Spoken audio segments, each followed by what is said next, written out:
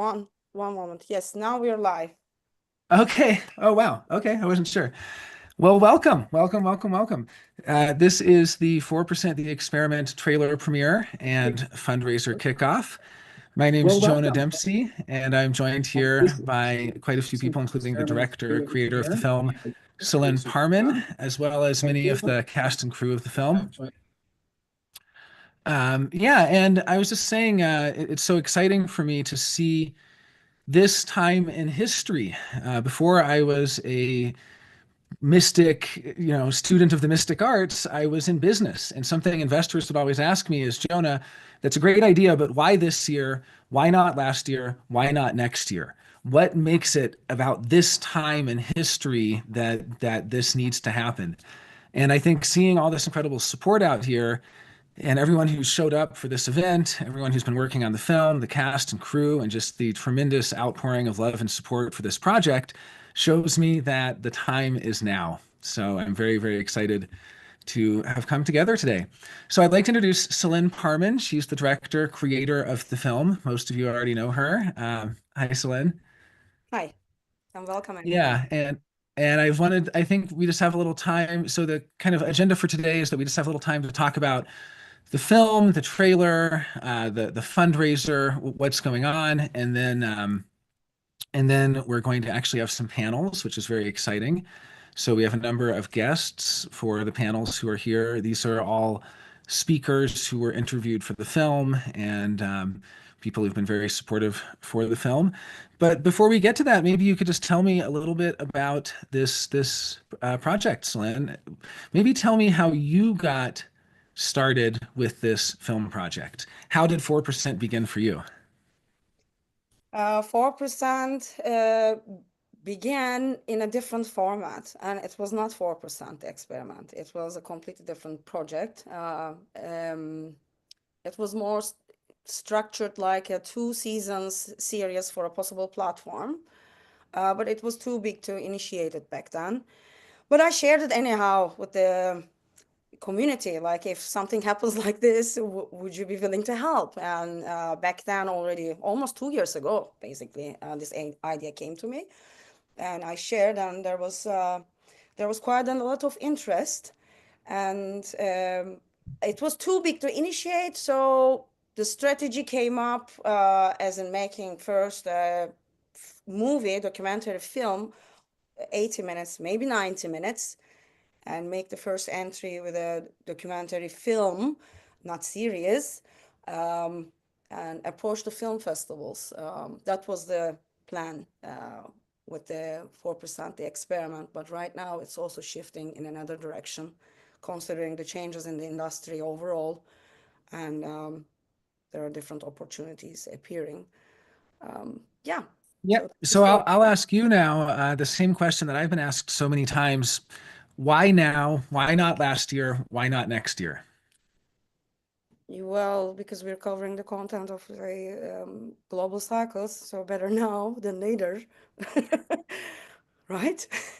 Yeah, and for those who haven't studied global cycles, because it is quite a deep and rich topic, um, I mean, obviously, we're not going to, maybe once we start the panel, we can go into it more with the speakers, but what is it about right now that is so crucial for essentially bringing human design to a larger audience?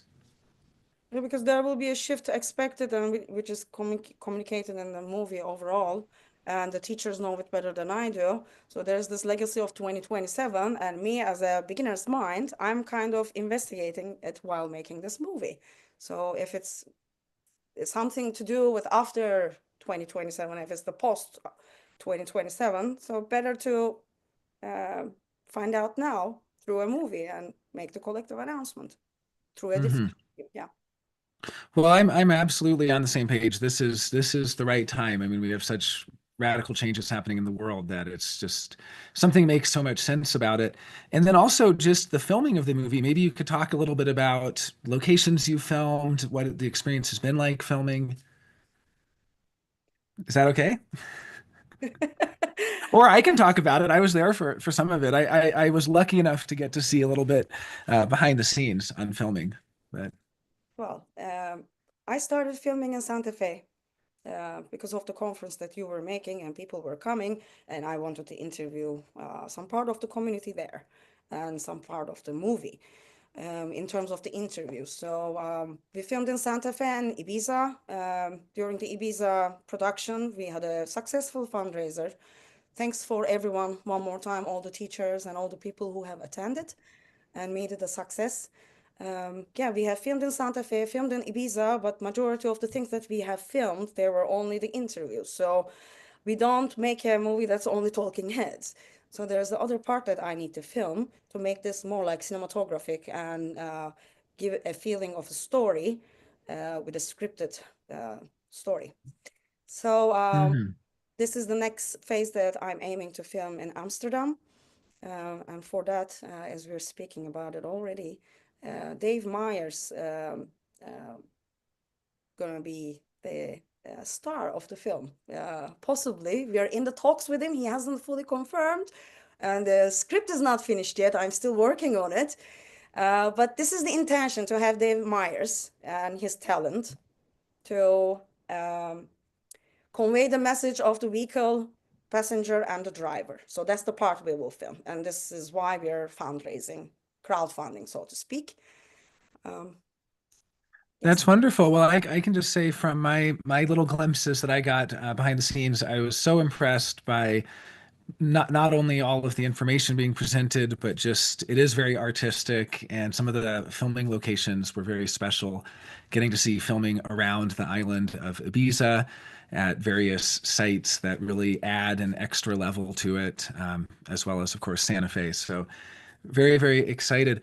Well, let's get started with our first panel, unless you have anything else you'd like to announce. Is there a link in the chat for the fundraiser? We should make sure that everybody has a link to that. Yeah, Since we do really need support, this is a complete grassroots effort. This has been really, I mean, I've been so impressed, Celine, at your ability to bring people together to make this happen. But it does need fundraising to get through to completion, and so we do need people to give and hope to support the project and reach our goals in Kickstarter. So I see Talis has just posted a link here. Thank you for that, Talis, and yeah, make sure people have the links. So let's get started on the first panel. Our format will be about an hour, kind of open discussion, talking to each individual, and then maybe just have a short 5-10 minute break, and then we'll go on to our second panel. So our first panel, and I'll go through kind of in order, and I'll ask some questions, and then we can also have a more open-ended group discussion. I figured as a format, we'll start introducing each of the panelists, speakers, teachers, and then I'll sort of ask one question, and people can either take turns answering it. Hopefully everyone will have some sort of answer for it, but we can also that way see if it does generate more of, I don't want to force anyone to answer just in round robin the whole time. I think we can actually get a little discussion going, and that'll be nice.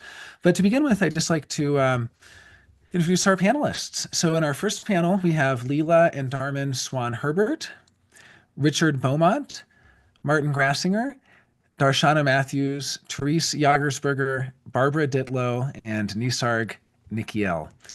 And even just the size of the panel is such an indication of the outpouring of support for this film. It's been so incredible just to see so much support from everyone. So let's start with Leela and Dharmen. And I have a little list of questions here, thanks to Celine, and then we can do some more open-ended discussion as well. The first question is just how and when did you bump into human design? Hi, everybody. 1999 in July. We're coming up on our 26th year anniversary of meeting Ra and beginning our experiment with human design. That's Add incredible. That's anything? incredible. Yeah. Well, and what was your first experience with Ra? I mean, what was it, an immediate, instant click, or were you skeptical? How did it change your life as you began experimenting with it? I mean, if you could just paint a little picture, because though that first initial contact is usually quite interesting. I mean, it was for me anyway. Well, actually, it began with Marianne Winiger, and many of you are familiar with Marianne. She and Dharmen were old friends from Osho days, and I don't know, you got in touch with her, and she said, "Why don't you come to Sedona? There's this thing that I've found about, and this guy here, and you might be interested." I don't know. Okay, so Marianne is my guardian. She is my love. Mhm. And through Sanyas, we connected, and we were living in Las Vegas, and we were struggling. Big time. She said, "Well, I don't know if this is anything you might be interested in, but there's this thing. And if you come to Sedona, there's this guy, and well, you can see what happens." So that's what we did. Mm. I trust her, period. Yeah, we trust her with our life, basically. So one of the first things that I noticed was, one, Ra was a midget. Oh, but that's, for me, that's pretty much everybody. I'm 6'7". I was in much better shape back in those days. But the first thing that he did was, measure. He measured me. He went from his head to my head. And that was how he decided whether I was worth, I guess, talking to. I don't know. Ra was wrong. So what he said was that I was one of the first reflectors that he did a chart for. Oh, by the way, I'm a reflector. I'm a 1-3. I'm now 82, going on 83. Mm. I've been doing human design for a very good portion of my life. It probably is, and I can say it truly, saved my life. Because it stopped me from doing what I had done all my life, which was push, push, push, push, push. When you're totally open, it's difficult to, get moving. But the way I was raised was a Black man, 1942, a lot of stuff was going on back then. And, basically I was told I was going to have to do it for myself. My family couldn't help me. So that's how I got started. And human design helped me to gain focus, to gain presence, to recognize that this moment is the only moment that we have. Okay, except for this moment. And so that's pretty much where I have ended up. I live life by moment. This one here does all the planning. She feeds me, she clothes me, I'm a generator, so. It was a perfect match made. Oh, yeah, we won't go there, but it's been a long journey. Well, and I think this is part of it. We had been in a relationship for 13 years, and human design, we were at a point, we had our individual readings and our partnership reading the same day with Ra. And he said, "Oh, you're ready to either renew your, cycle. You're coming up on a 7-year cycle to whether you're going to stay together or whether you're going to go your separate ways, in terms of relationship." And it was really an astute observation. We were definitely at a crossroads in our personal lives. I was at my Uranus opposition. I mean, it was a lot going on where it was like everything was in doubt, everything was questioned, even our relationship. And we began our experiment basically when we got home. We moved into separate rooms. We stopped sleeping together. We started experimenting with our strategy and our inner authority. We started tracking the transits. And Oh, okay. So you know. there's a little part missing here, and that is when we first got our designs Mm, and we decided we were going to go for the experiment, mm. we split up. Yeah, that was about 6 months later, but We yeah, split we up. did. We did split up for Mhm. about a year and a half. And it was necessary for me because I had to recognize this openness, and with this much energy around, it was not going to happen. I mean, Hmm. anything that I can pass on is that we're at a moment in our global lives where enormous transitions are taking place. And the only thing that's going to support any of us is our individual awareness. There is no putting off, oh, well, I'll get started later. This is now. And this film is a love offering to the world of here. There are tools available for you to live this experience of being alive with awareness. And that is a pearl beyond price. And to open that up to a larger audience is a gift. It's a gift for future generations. It's a gift for people alive right now. And all I can say is that, jump in, the water's fine. We've been doing this for a while, there's Okay, but understand something. This is not about who you're with, where you are. This is about you beginning to recognize that your experience, no one else on the planet is ever going to experience what you do. They're not going to experience it the way you do. This is a trip for you to finally take responsibility for being you. And it offers you a map that helps you to recognize, okay, so that's not me, even though I've been doing that all my life. Okay, so that's not me. It offers you the opportunity for the first time to actually recognize that this journey that we call life is a unique individual experience. And when you allow yourself to make the effort to find yourself, life becomes very simple. It's about love. It's about loving yourself and loving life. It's quite a process. It's about recognizing that your mind is not your life. Not at all.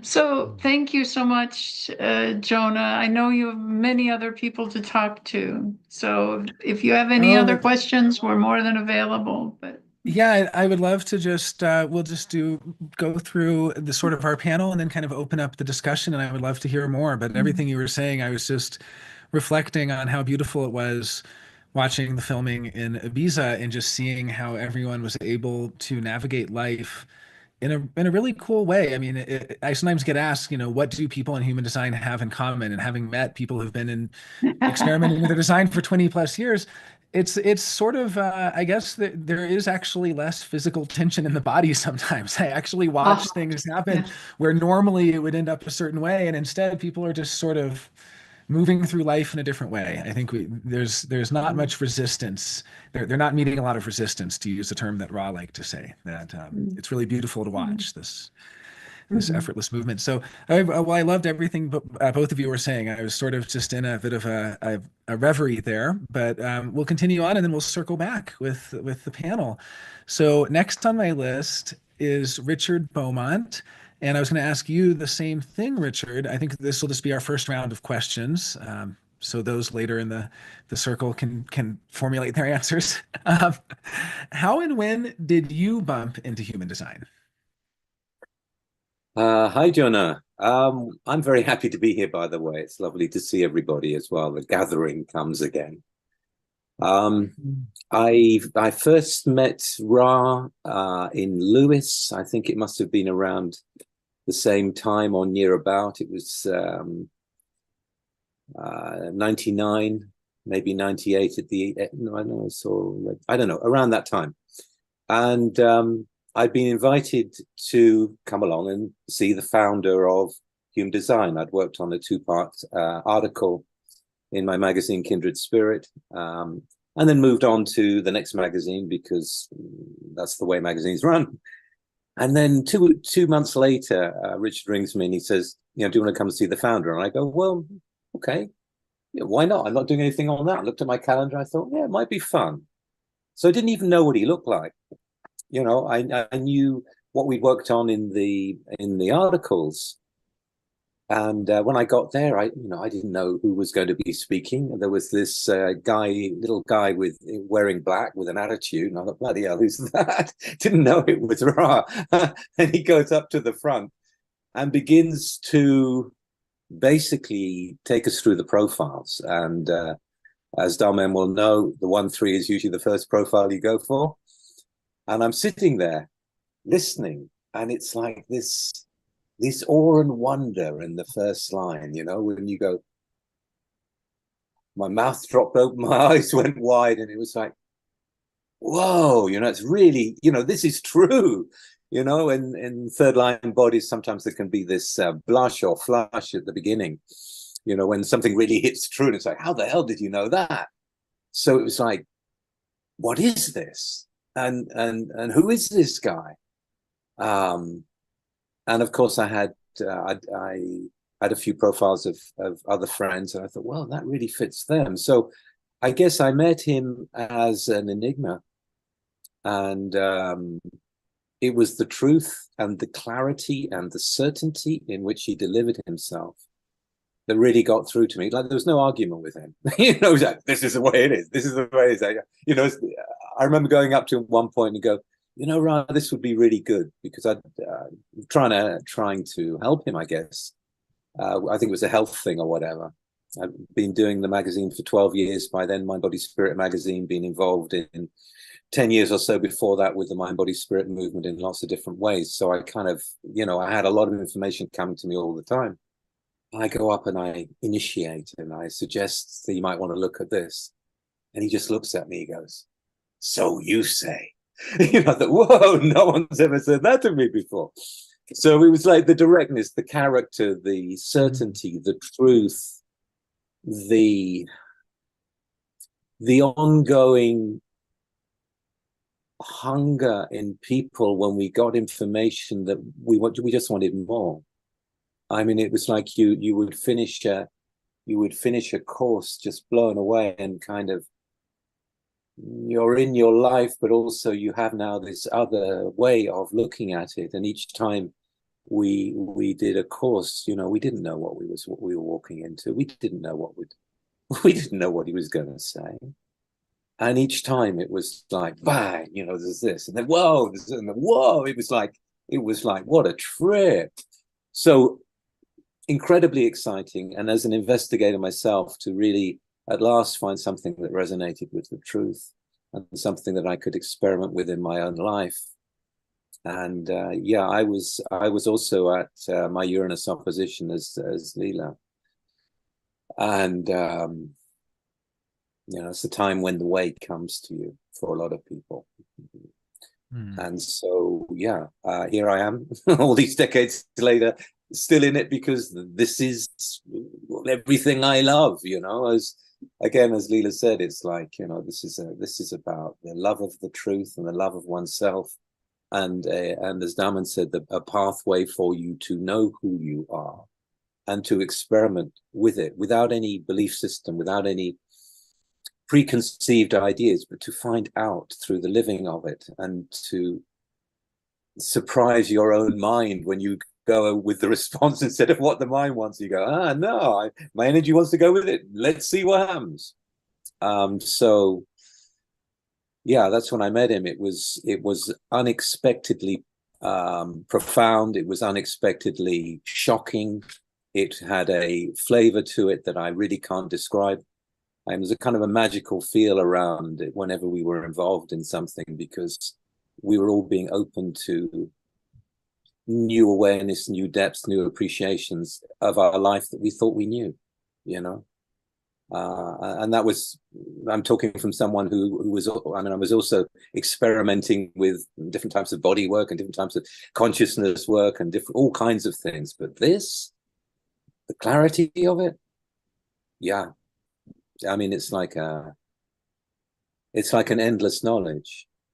It's not like something you can contain in a book and say, well, this is the truth. It's a living knowledge, and it lives through each one of us. So to be able to have that privilege, to be able to be part of it and to grow in that, yeah. So and immediately I like Ra, you know, he did his thing and then he walked off, you know, okay. And it was like, yeah, this is the guy that's just living his life, and how refreshing that is. And yeah, I mean, of course, all of us really loved his humor. I mean, and his quirkiness and his outspokenness. That again was both shocking and enlivening. And you know, we paid attention. We paid attention. How wonderful to be in that.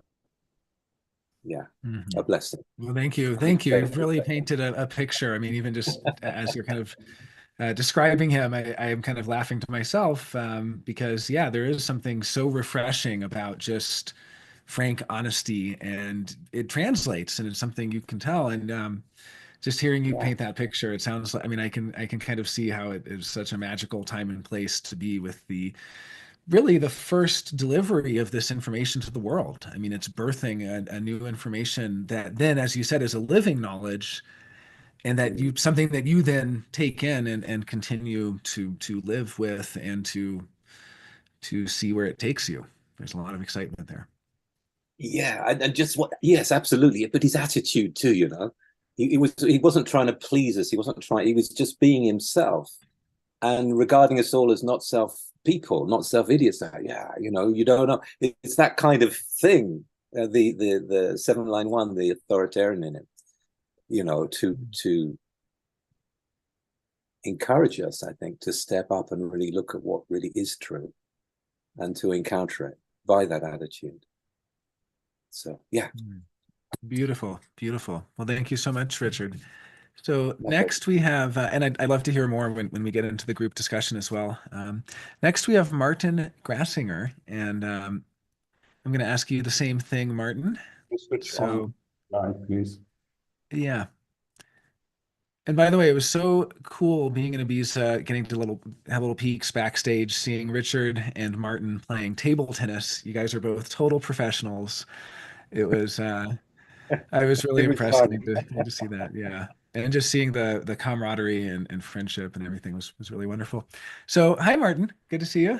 Hi. So hi. The background is lying a little bit. I'm here in the south part of France, in Nina's place, with a large group of analysts, and so we are. Hey, come on.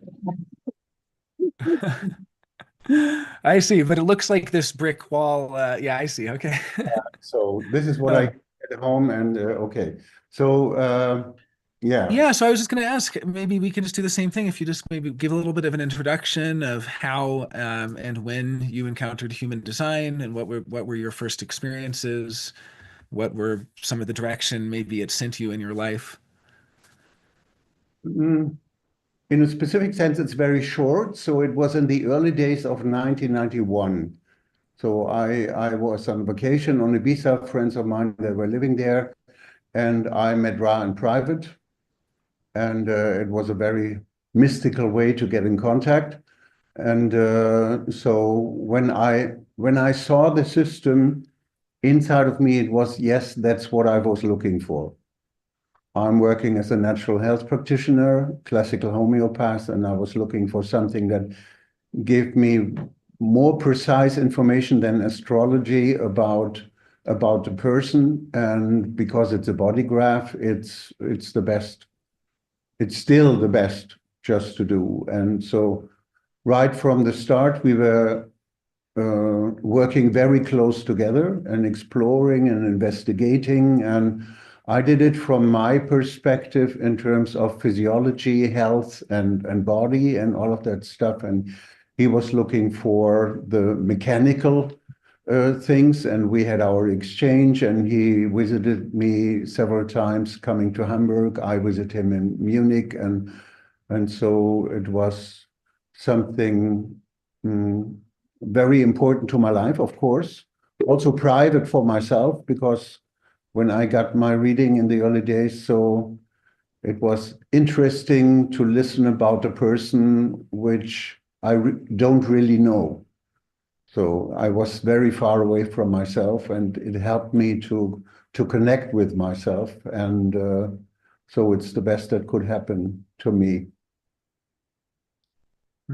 That's such an interesting way to describe it, that he was describing someone you didn't really know, because at that point in your life, yeah, you were not fully connected to that. And that's such a good point, that we sometimes think we know ourselves, and then we encounter something that really gives us a new direction. And maybe you could just talk a little bit about, so what direction did he send you on? I know you ended up doing quite a bit of research in human design biology and medicine and things of that nature. Yeah, Was this sort of a shared research project, or maybe just talk briefly about some of that?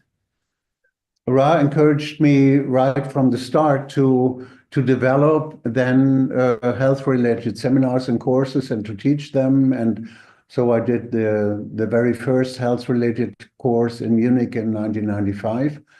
And at this time, we know we didn't have an internet or Zoom or whatsoever, so it was about traveling around, and it helped to bring it out into the world, and it helped also for myself to go on with developing different courses which are also relating or can give us a deeper understanding how the body is working, because the voice said in the beginning, the map is not the territory. So therefore, there's not a single gate or definition representing an organ, a cell, or something like that. So, and a lot of things they can be irritating, and because the mind likes to put labels on things. So therefore, it's more important to keep it open, because our system, our physiology system, the body, is run by systems and not by gates or by centers. And I was always interested how these systems are working. So to look, okay, what part belongs to the cardiovascular system, to the immune system, to the digestive system. So with the digestive system, it was something we started it in 1993 in Cologne. And then he authorized me to, because I have the contact with the clients, to prove it and to develop it. And then later, I think it was in 2000, it was also part of our relationship and my nature that he wrote me an email. So this is not meant for me alone, so I have to teach it. And and today I just love traveling and teaching the same. We are here. It's a wonderful group, and so to be in the exchange and have a feedback, and yeah, it was something that was changing my life and giving me giving the material to go on with investigations, and it's still going on. So there's what's fascinating for me, that there is always something to learn, and there's still something what, in terms of my person, I haven't figured it out in terms of biology, physiology, and all of that stuff. So to understand the background, and not to see a disease or something or a symptom within the body graph, because the body graph is not a graph of diseases and of lack of something or this and that. So, but it's just the beauty of our individuality, and to see it as that. And yeah, so to go on with my work and to see what maybe comes next, I'm looking forward to the next decades working with design. Thank you. Thank you for sharing that, Martin. And yeah, I am also looking forward to your continued explorations. And I really appreciate that. Well, I'm going to continue introducing folks from our panel and having them chat a little bit, but stick around and we'll do a little group discussion in a moment. Next up, I have Darshana Matthews. Hi, Darshana. I know we've been chatting a little bit on email, and I'm excited to follow up with you. Hello, Um, hello, hello. Hi, there you are. Wonderful. Yeah, so welcome. Maybe you could talk a little bit about your early experiences meeting human design and some of how you experienced it and maybe, yeah, I mean, anything you want to share in that department. I'd love to hear. Yeah, it's been wonderful listening to Richard and Darmen and Leela and Martin, you, Celine. It was so wonderful to be on Ibiza with everyone, even though I'm like my contemplation of how I met it and how it touched me was uh, in that contemplation. I'm like, when I was never really knowing who I was, like in the sense of having a sense of self, even though in my design I'm driven and insatiable. And so I was aware of my movement, and I had strong movement, and people would project on me that I had an ego involvement in it, but I was on some level empty, or just that movement and awareness, because my design is just awareness and pressure. And so and my authority is the spleen, and everywhere I went, things were unclean. I would meet with beings and there just wouldn't be that last piece. I'd open and engage and be so excited to meet and actually have the possibility to merge or feel like I was in a relationship. I'm a projector, to focus in and connect. And I was always just too weird, just too isolated, too driven and insatiable, and and I would then bump into the things that would hurt me or reject me, or I wouldn't know how to deal with it. So I was thinking how there was probably many people who would hear this story and identify with that, that I wasn't very good at the world, even though I was very good at the world. I worked as an actress and I was trained as an opera singer, and I mean, I did so many, I'm a third line. I did so many things, but I still couldn't land there. And then a friend of mine, I was involved in another teaching or modality, again, where I'd bumped into something where I was like, but you're supposed to be pure, you're supposed to be clean, you're supposed to not come in with that stuff. That's why I'm here with you. I've never been very good at staying with any kind of leadership or having other people having any kind of domination over me or telling me what to do because of my story. And so this friend of mine who was involved in this other stuff told me about human. He goes, I think you'd like human design. And I had trained as an astrologer because I thought, what an absurd thing to think I'm a Cancer. I don't want family. I don't want babies. I don't want any of that stuff. It's totally absurd to say that I was born under that. So then I thought, well, that focus of mine, I was like, then I'll study it and find out why on earth people believe in that thing. And then I found out I had Sagittarius ascendant and, all these things like, oh, so there's more to it. And so I had a background in reading imprints. Yeah. And I liked that it was logical, and I liked, because I'm logical, and I liked that it was existential because I'm existential. And I liked that it wasn't gooey and people-y because I'm not. And and then I met Ra, and I didn't meet him physically in the beginning, but I couldn't absorb enough of it. And yet there was always this part of me going, yeah, and where's the lie? The spleen that's going, because where's the thing that's not true? Where's the flaw? Where's that human ego that's going to try and do stuff?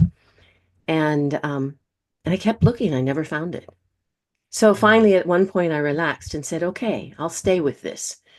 And I'm left. That's so like having a focused mind. I'm a very focused, logical, driven being, and this was what I was doing.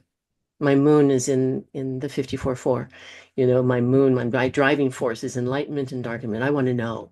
I want to go into the space that is free, not this, not that. And then I met Ra, and it was so fun to listen to everyone else's way because I was never really personally engaged with him because I'm not very good at being personally engaged with anybody. And I mean, sometimes, but with Ra, I loved that he was unavailable. I just loved that. It was just this, like he didn't try to anything except to be himself. And the teaching was flawless. Not his way of teaching, but also that. But the knowledge itself was just, I couldn't find anything that where I would go, yeah, well, you know, even the voice. I mean, I've had many experiences myself of downloads, and I have nothing to share about that. I just have had experiences. You know, it's not like I'm a communicator of anything. I just experience it. And damn, he was good, you know. And I just wish I, I wish it had been longer that he lived. Because it was so amazing to meet someone who was in their truth, you know, who was just not interested in what you project on him or anything. He just was free. And so then for me, I could feel free and just be there. And I notice that I get always emotional when I get connected to human design because now for 20 years, I have been driven, focused, and insatiable about this.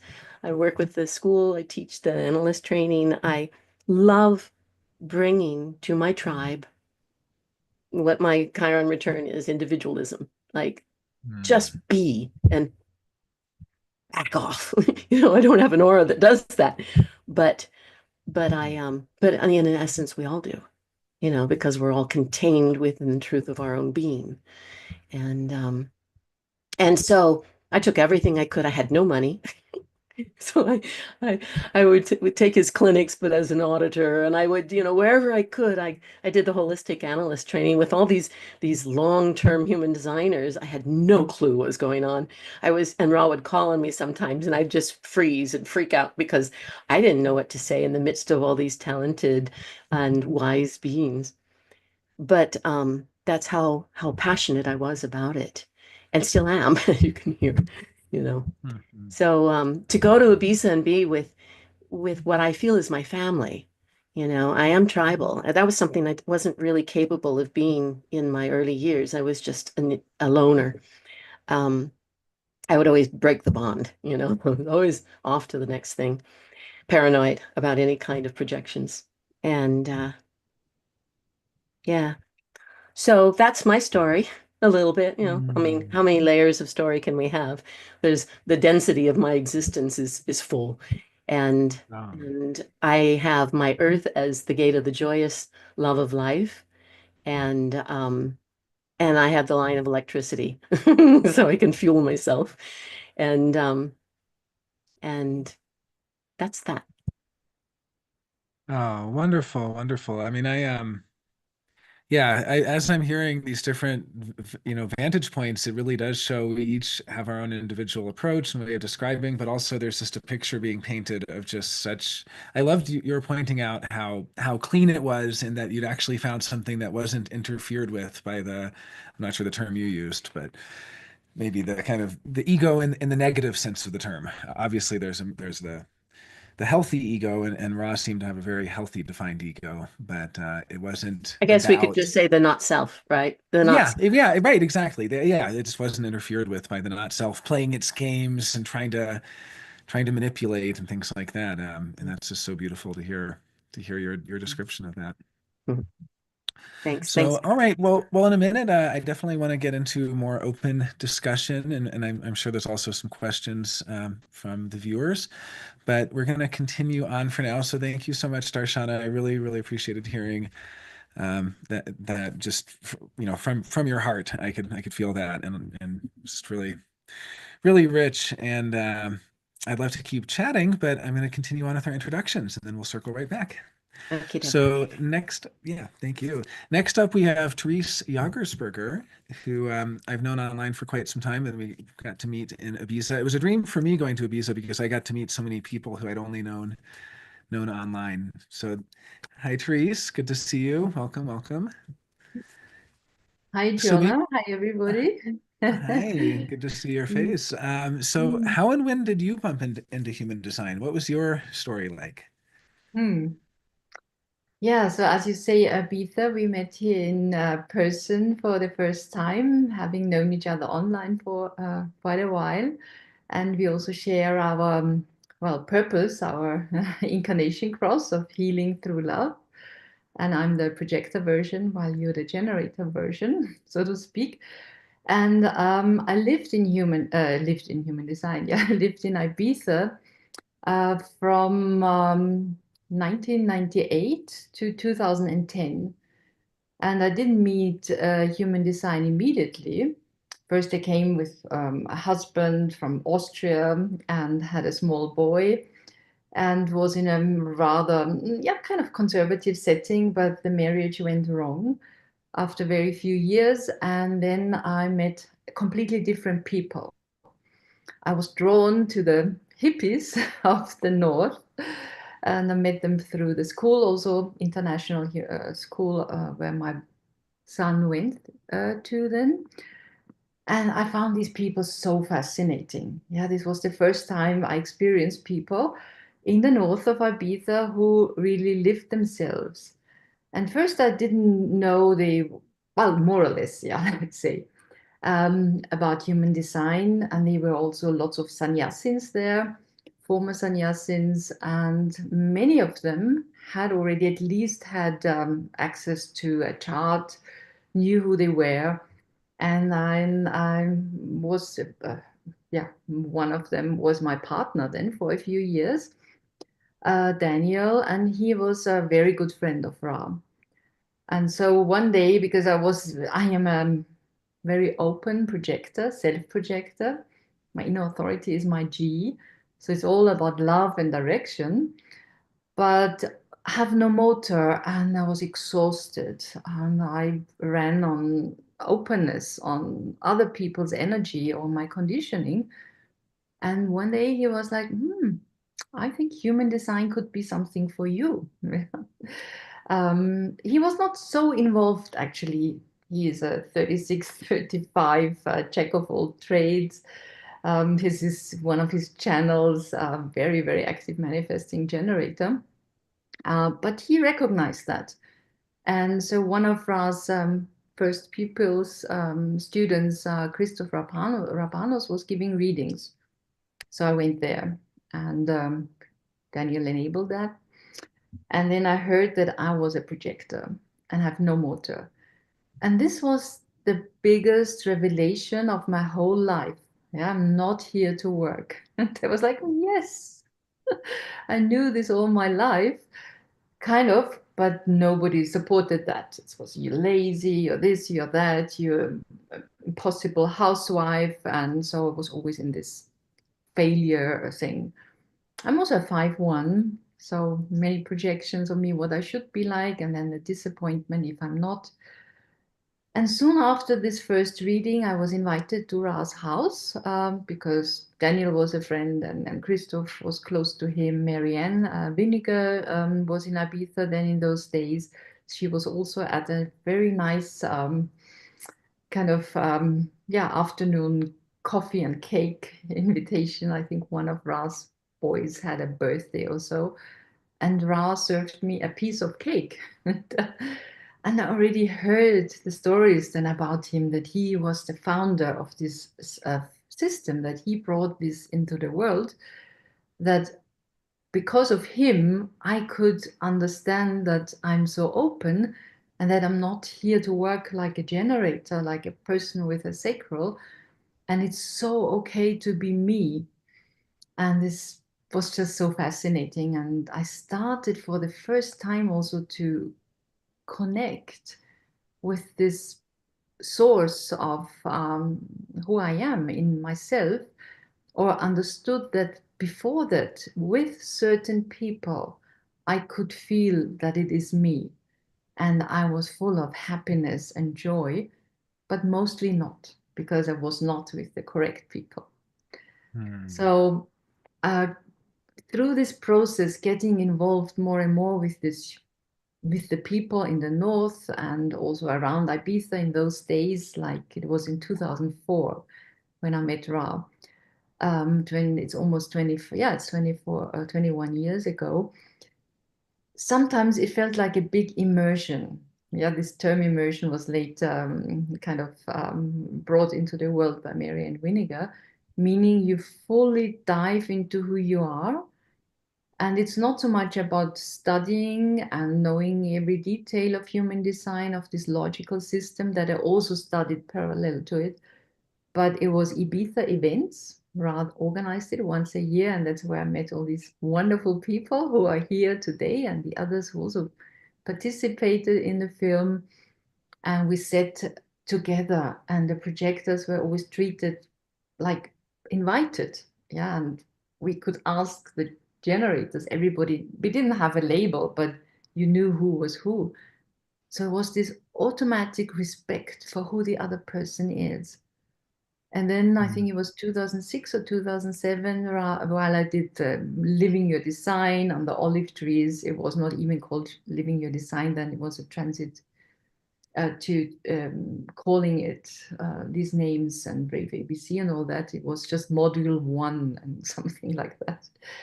Really experiencing every center in you. What is this? What does it mean? Yeah, when you're not designed to have always energy. And then in 2007, I think, Ryan invited me to study rave psychology with him, or in his groups. And so this was then for the projector, especially to understand the differentiation. And this brought me deeper and deeper in this, who I really am and how I'm motivated in this world and how I see, and being in these better clinics. So this was really a revelation, one after the other also.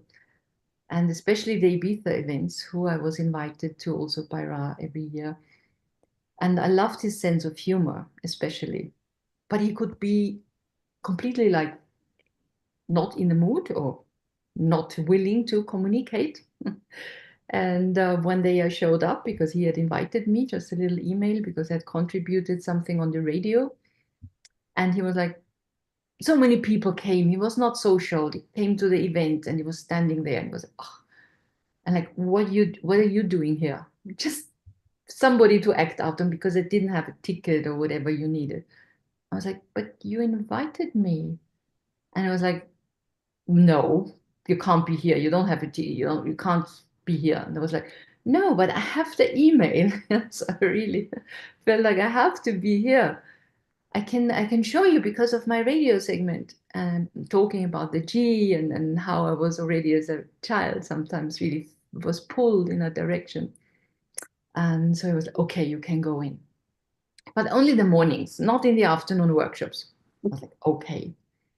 And then I listened to whoever was talking, and he stood again at the entrance. Then when I came out after that time, and he looked at me and we locked eyes, and it was the sweetest and nicest and friendliest welcoming expression. So, and he said, you can stay. Yeah, so there was this splenic, manifested, completely individual. So I saw the whole palette of what he could be, or when I was sometimes in the studio with him doing stuff, he rolled on the floor laughing about his own jokes. So yeah, so, and I love that person so much, although he could be like that. And I was like, oh, so fun, very like almost scared.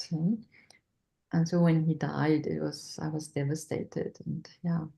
And so I'm still grateful for all of that and reuniting with the people in Ibiza, and thanks to this project and the initiation. And yeah, I'm still in it, and my teaching and having my groups and doing immersions now also is just something that I'm so happy, to be part of that.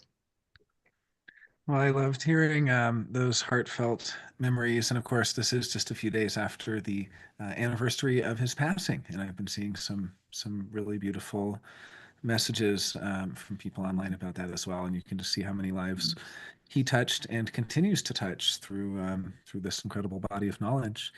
Well, thank you so much, Therese. That was so sweet and just so heartfelt. And I loved getting these kind of images from those times. Since we're at the top of the hour, we're actually going to show the trailer. I also want to remind everyone there should be a link to the fundraiser in the chat. And I'm just going to be saying a few reminders throughout this because this is the trailer premiere and fundraiser launch. And so please, please, please go over to the fundraiser page. You should have a link in the chat. It's on Kickstarter, and anything you can give at all will help make this video, this film, a big success, and will help support really, getting this film out there for all of us and for future generations, because it really is a historic event. So very, very excited for the next segment here. Let me make sure I can do this right. And I'll be checking if anyone wants to chat me to make sure this is all working. We did a few tests ahead of time, so we should be fine. So without further ado, I guess, is there anything you want to say about this first, Selene? Any introduction? Do we just jump right into it? I'm really excited. Well, This is very, yeah, please. yeah, this is the promo trailer that I could cut with what we had until now. It's aiming for the community, to be honest. So it's an internal trailer. The main trailer before the release of the movie, it will be different. So please take note of that and enjoy viewing. Wonderful. Well, I'm very excited, and I'm going to start the trailer now. It's about 3 minutes, so sit back and enjoy. And great work, Selene. I'm really excited to be getting to share this. So just a moment. All right. Hopefully this comes through for everyone. Let me know if there are any issues at all. And without further ado, 4% the experiment.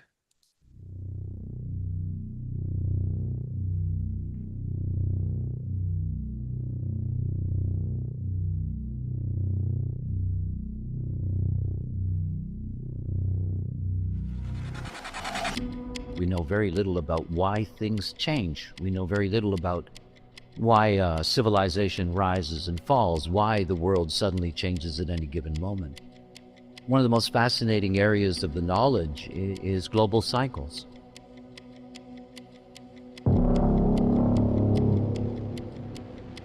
This current global cycle we're in, it's called the cross of planning.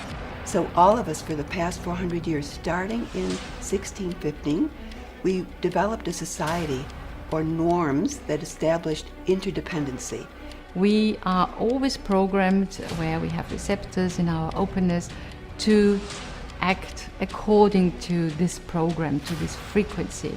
There's a kind of field awareness, and so there's something in the field. It's more the collective. It's a very logical, collective, tribal thing that's been holding us all together, and you can just watch it breaking down. And in 2020, it all suddenly stood still. We're shifting from tribal support systems to individual nature. We will be in a time where 3/4 of the activation is going to be individual. There's no authority but your own, and it doesn't extend outside of you. Human design is the science of differentiation. The statistics really prove that it's really working. We have a great mutation that's taking place that's rooted in our emotional system. We're under pressure to evolve to the maximum we can before it changes. It's a new beginning.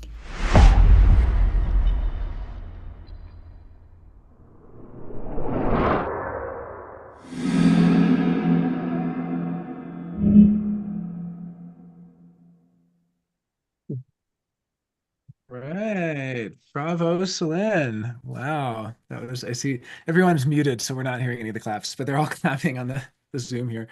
I just had such a big smile on my face because it's like my friends are famous. Like there's something about seeing, someone in a trailer or something that I mean, and we are. I mean, that's the thing. We're moving from the era of worshiping the celebrity to each of us getting to really live our own differentiation and to be, I mean, just seeing all the faces on there. Yeah, and some of the comments in the Zoom here are so good, says Jess Tilly. I agree. Hannelore says, great, well done. Dirk has heart eyes. Yeah, lots of.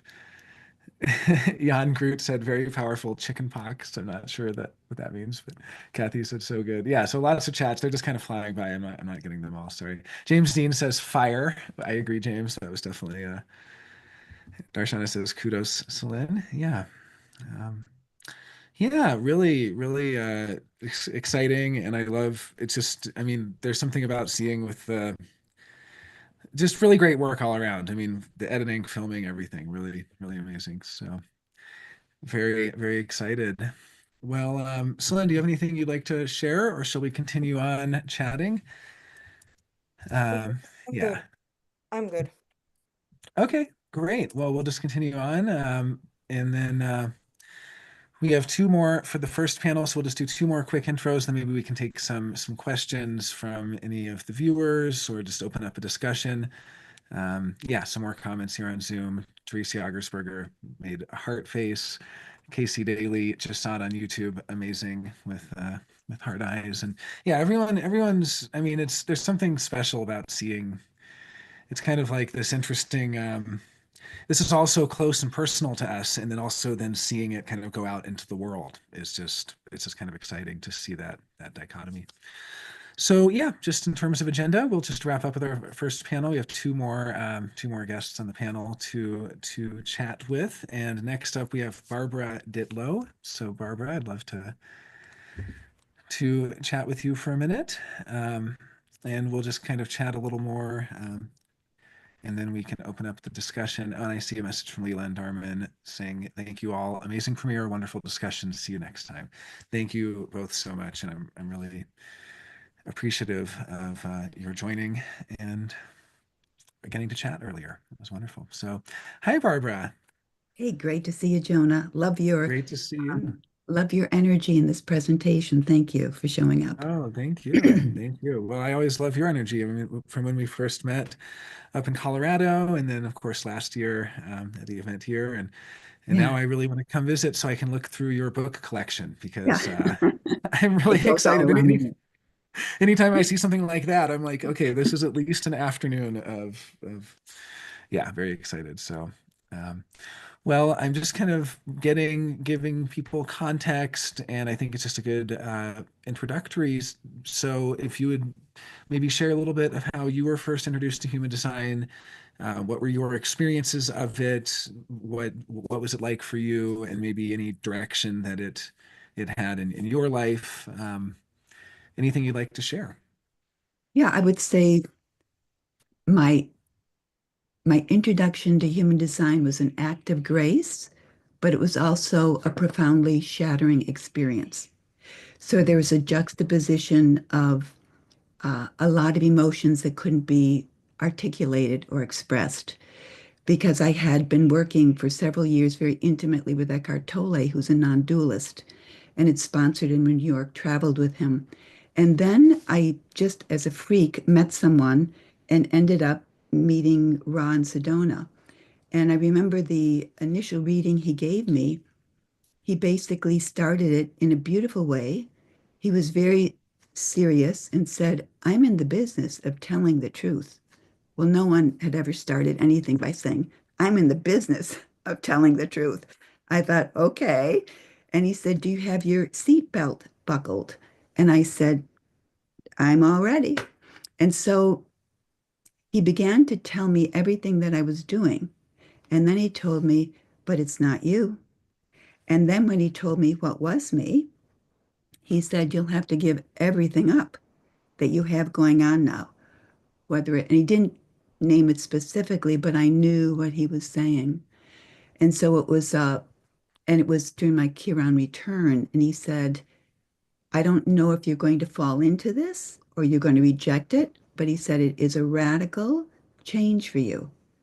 And he laid the road out. And he said, I usually don't say this to people, but this is up to you. And he went through my decision-making strategy and authority. And sure enough, this was in 2002. I just watched things falling away. And the beauty of that was I embraced it because it worked. It was a tool, and I'd been trained as a cult interventionist. So when I first met Ron, was looking at the people involved, I said, oh boy, is this a cult? It's the inner circle. Where are the dragon ladies? Who's in control? But I didn't see that. I saw him resisting control by others and sort of a kind of refinement of awareness that he possessed.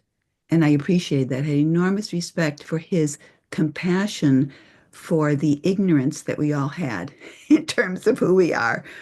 And of course, being human, there would be the manifestor anger that would express itself when people would get too close and make assumptions about their association with him.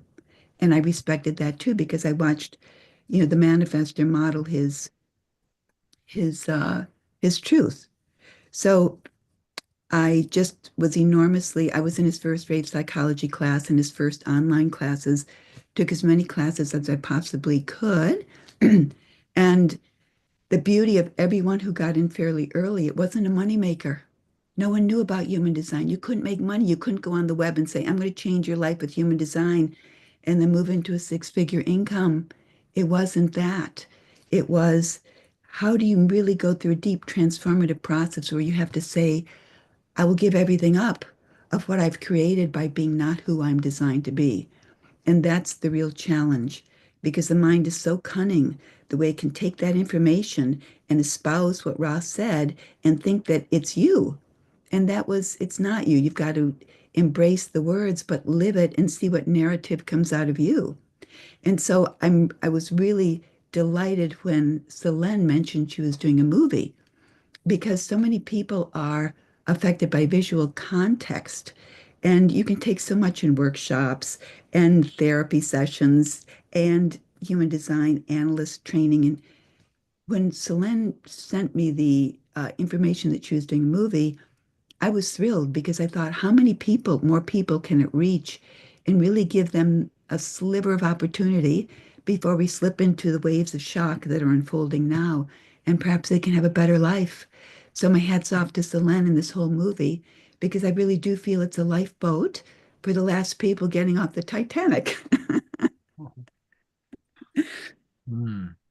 Well, one of the things I'd like to talk about once we open up to questions, I mean, maybe we'll wait a minute, but it is the timing of this film now, and something that Rob would often say, which is that in the future, following your strategy and authority is sort of how you navigate these great global cycles, which I think is very apparent for anyone who spends any amount of time with human design, is that the mind can't make the right decisions to navigate us into the future when everything is breaking down. I mean, it couldn't really do a great job even when it wasn't breaking down, but now that it's breaking down, it's just such a crucial time. So yeah, well, I really I really appreciate you pointing out that it's I think there still is a kernel of what you're saying. There are obviously different layers where some people, or maybe if you go online, are saying, yeah, you'll make a six-figure income as a human design reader. But I think a lot of the people that it really gets, and the people that I've been really lucky enough to know, are the ones who do realize that there is an element of sacrifice. Any transformation and growth requires that. And what is being sacrificed is our old ways of being that were not really us to begin with. So I think that's really powerful that you pointed that out. And I'd love to hear more of your thoughts in just a moment.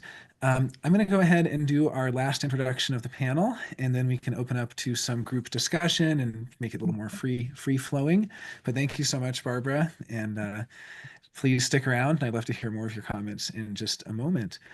Our last panelist for the first panel is Nisarg Nikiel. Hi, Nisarg. I know you joined a little bit early here, and so thanks for being so patient coming on.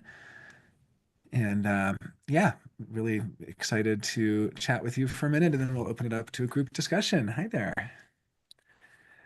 Yeah, I love your smile. You look so blissful. And I mean, again, meeting in Ibiza was just such a joy for me.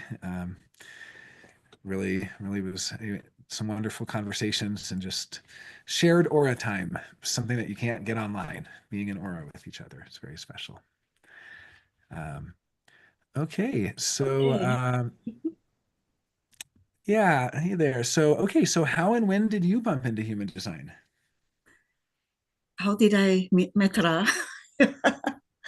Well, before I say how I met Ra, I just also want to say how happy I am to see you and being reminded of the fun that we had in Ibiza, and also how happy I am to have met everybody else now talking and sharing. And it's really beautiful to feel each person's connection through the human design with themselves. It's incredible.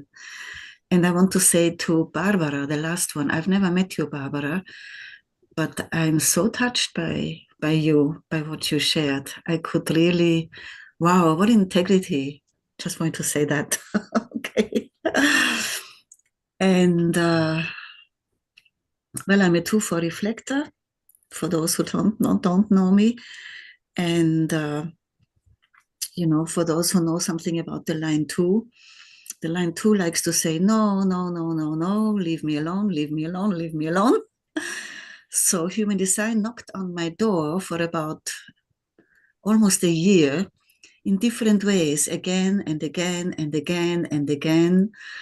And it was just not interested, or maybe it's a little bit interesting. And finally, in 1999, around the same time, when Dharmen and Leela were in Sedona, it was for me also Marianne Weniger who insisted that I had a reading with Ra because he was there. She insisted. And when I said, I just already had a reading with somebody else, and it's much too expensive for me. I can't afford it. And she insisted. She said, no, you need to have a reading with Ra.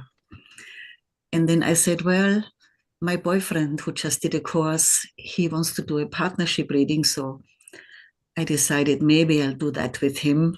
And then it's not that expensive and we share it. Okay, but she was really kind of like, and she kept saying, you might change your partner in your life, but you're going to be with yourself all your life. You need to have a reading. Thank you, Marianne. We talked about many other things when she was, because we knew each other from also being a sannyasin from Oregon. We worked together in the kitchen there. And so I hadn't seen her in 15 years. We met by chance in the cafe. And I noticed that she was going, all the time. And I was too polite to ask her if she has some kind of an illness, because I thought there must be something wrong with her physically. And anyway, we had a lovely meeting, and then I went home. Next morning at 8 o'clock, she calls me and she said, Nisarg, you have to have a reading with Ra. This is what I came up with. If you take a reading with Ra, I pay for the composite. And that was the kind of thing that I knew beyond the personal. And it was not, oh, thank you, how sweet. It was like a hammer, And then I knew if I have to rob a bank or wherever the money needs to come from, I need to have this reading now. And that was basically my meeting with Ra. And it was a powerful impact. And basically, a lot of what he told me about the reflector, it's like, sounded so weird. But beyond that, I felt like I received a kind of a certain frequency entered into me, or a virus even, that had an enormous effect on me. It was even a little bit spooky. And I feel like looking back that was initiating a process so deep inside that it took me about a half a year until I met him again for some of it to surface enough that I really got it, that's for me. And then the line 2 was on fire and hadn't stopped since. Yeah. And I was lucky in the sense that it was a time there was no online. I was just trailing after him. Every course he offered, I went, whether it was in Ibiza, in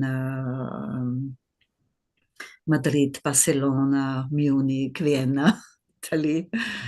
And a lot of the courses were too advanced for me. I had no idea what he was talking about.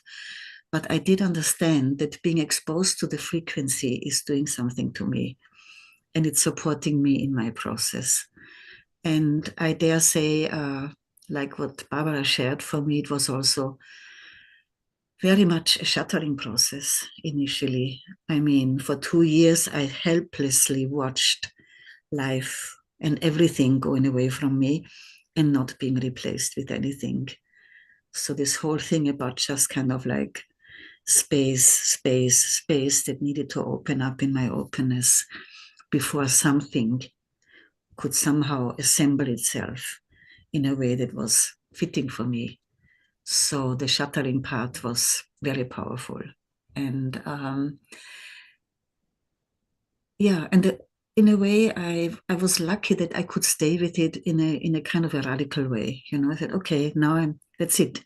You call the line 2 from being shy and being retreated. It's just like, okay, here I am, and I'm for it, and nobody can stop me anymore. And it's been an incredible process. He was also the one then that suggested or told me that I need to become a teacher, that's really my thing. I didn't even think in the beginning that I would ever do anything other than using it for myself. And so I have been teaching since 2002, continuously worldwide in Aura, all the time. And simultaneously observing my own inner process with it. And it's continuing. And my life has just become so much more simple. And the security that I've always looked for on the outside, particularly dependencies with people, I found inside myself. And, feeling in a very simple way, so free and secure in myself and so good. And it's almost like that was the wish that I had a child, that could happen to me. When I was asked, what do you want? What do you want from your life? And I said, I just want to be happy. I just want to be happy. And that I did so much work on myself with Osho, with all this therapy, with all this meditation, with all this stuff. And it was all helping me on some level. But that was a bit like, wow, the last piece of the puzzle that I didn't even know where to look for, that came to me, that kind of like helped me, that everything inside of me could fall into place in a sense of bring me to an alignment that is irreversible, I feel, actually, by now, irreversible. And the times that we are living now, I am not afraid. I am enjoying it. My God. I mean, the whole politics, what's going on, the world falling apart, everything is like watching Netflix, I mean, it's incredible, I mean, wow. Instead of, oh my God, what's going to happen to me? And I'm really excited about all the changes. And I can feel how it's working everywhere. And the struggle of the old with the new, and I'm just kind of like sitting back and being surprised day after day about the development, and curious, if I get to experience 2027, because when Ra talked about it in the year 2000, I thought, and now it's coming close, and here I am, and I guess I've rabbled enough. Well, I love everything you're saying. No, it's wonderful just sharing in the excitement too of, I mean, first of all, how exciting it is to be a second line and get such a profound call that really does call you not only into living your design, but also teaching this, material and hosting your own events and doing all the incredible things you do. And then also just having that viewpoint of the world that is actually excited for this point in history and not full of fear, because there is a lot of fear out there. But it's so refreshing to hear. I mean, I think in the human design community there's not as much fear, but in the world at large there's a lot of fear and uncertainty and all of this. And just hearing your perspective that you get to be surprised by the movie is just such a refreshing thing. I mean, it's like it's just very comforting. I think that, and you know, while you also acknowledge that there was a shattering and there were that a lot of things did fall away. So it's not just cupcakes and roses, but at the same time, there's nothing to be afraid of, is kind of what I'm getting from that. And maybe one more thing that I'm really aware of, and that's why I feel it's so incredible that this movie is happening. Selene, incredible. I mean, just to applaud you that you could stay with it and stay with it and still stay with it, no? Because it's so important that the knowledge can go out in a clean way. And because I can see how human design is almost becoming like a household name now. So many people tell, I know it, you know. And I can see it being watered down. I can see it being used to support the old instead of the old supporting the new. And so, yeah, I'm really, that's actually what I feel this is why I love to support the movie that is happening. And when I met all these friends and colleagues that I grew up with together and we studied together way back, and listen to them and then just feel like, oh, it's such good quality that is going to go out into the world. And then people have an opportunity to maybe notice the difference between a lot of the stuff, how human design is being used and misused in a way and watered down, and what it can really do for you. So, yeah. Mm-hmm. Thank you for that. Yeah, that's really beautiful. And there is something like proximity. And I've heard a few people say so far today that they felt a frequency. I mean, you even said this, that even if you didn't intellectually understand every last detail at some of the more advanced classes, you just immediately knew that there is something important happening here, and there is this direct transmission. And I think it's really important to keep that transmission alive, because it really is a question in some almost literal sense of proximity to the source. And so I completely agree. When I saw all of the support, you know, Selene had, and her to be able to stick with this year after year and put everything together, and just kudos, Selene. So absolutely, I'm so excited. Well, thank you so much, Nisarg. We're gonna continue on, and I've just been chatting with Selene a little bit here as well. Some exciting news. We are about to hit the first 1,000 euros in fundraising. So thank you everyone who has been donating. That's really exciting. And please continue donating, or please donate if you haven't already. It'll really help this film get out there. You can also share the link with people and do anything you can to get the word out, because it is kind of exciting. It is a real historic moment getting. I just want to cut in and say something. The first 72 hours is very important, because we can get an extra exposure and a completely different audience that we can reach only through Kickstarter, and we're running the campaign from on the Kickstarter platform. So if we can raise about 10,000 in the first 72 hours, we will reach another audience with the campaign. And if you have seen the campaign page already on Kickstarter, we have quite a sophisticated, with full details you can see about the project until now and where this is going in the next production phase. So it can really cast some more light on any possible questions you may have about the project and the funding and what we are requiring to complete the next phase of the production. So I would like to invite everyone to check the Kickstarter page. And if you want to support, please become a part of it. We have really nice perks, digital perks in many shapes or forms, so to speak. You can get a lot of information on the Kickstarter page. Yeah, I will be putting it on the YouTube chat one more time. And the next 30 days, we will be hopefully raising the minimum requirement to be able to access to the money. So you can get all the numbers, details, and what has been done until now on paper. you can just check the Kickstarter campaign. Thank you very much. Yeah, thank you so much, Slen. And I see Mari posted the Kickstarter link here and says the perks are amazing. Feel free to share with anyone. Absolutely. And she posts, so far we have raised 953 euros, which is 1,039 US dollars. Woohoo. Thanks for sharing that, Mari. And I see Talis has also posted the link here.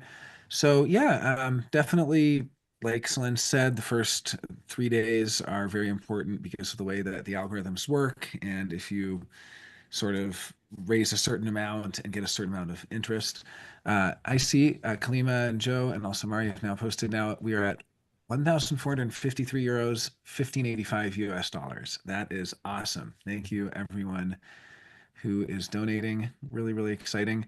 So because we've just been having, we're definitely interested in taking any questions, comments. I think we're going to do that at the end. Is that right, Celine? So we should just continue on with our introductions. We'll just go on, because we'd originally divided into 2 panels, but I think now we're just going to continue through everybody and then just. No, we will continue with all the teachers that are present and in the movie right now. And then at the end, we can get questions and we can have a group discussion, like until we end it. I mean, yeah. And if anyone has to drop off, no worries. But otherwise, please stick around, and we'll all have a chance to have a nice group discussion and field some questions at the end.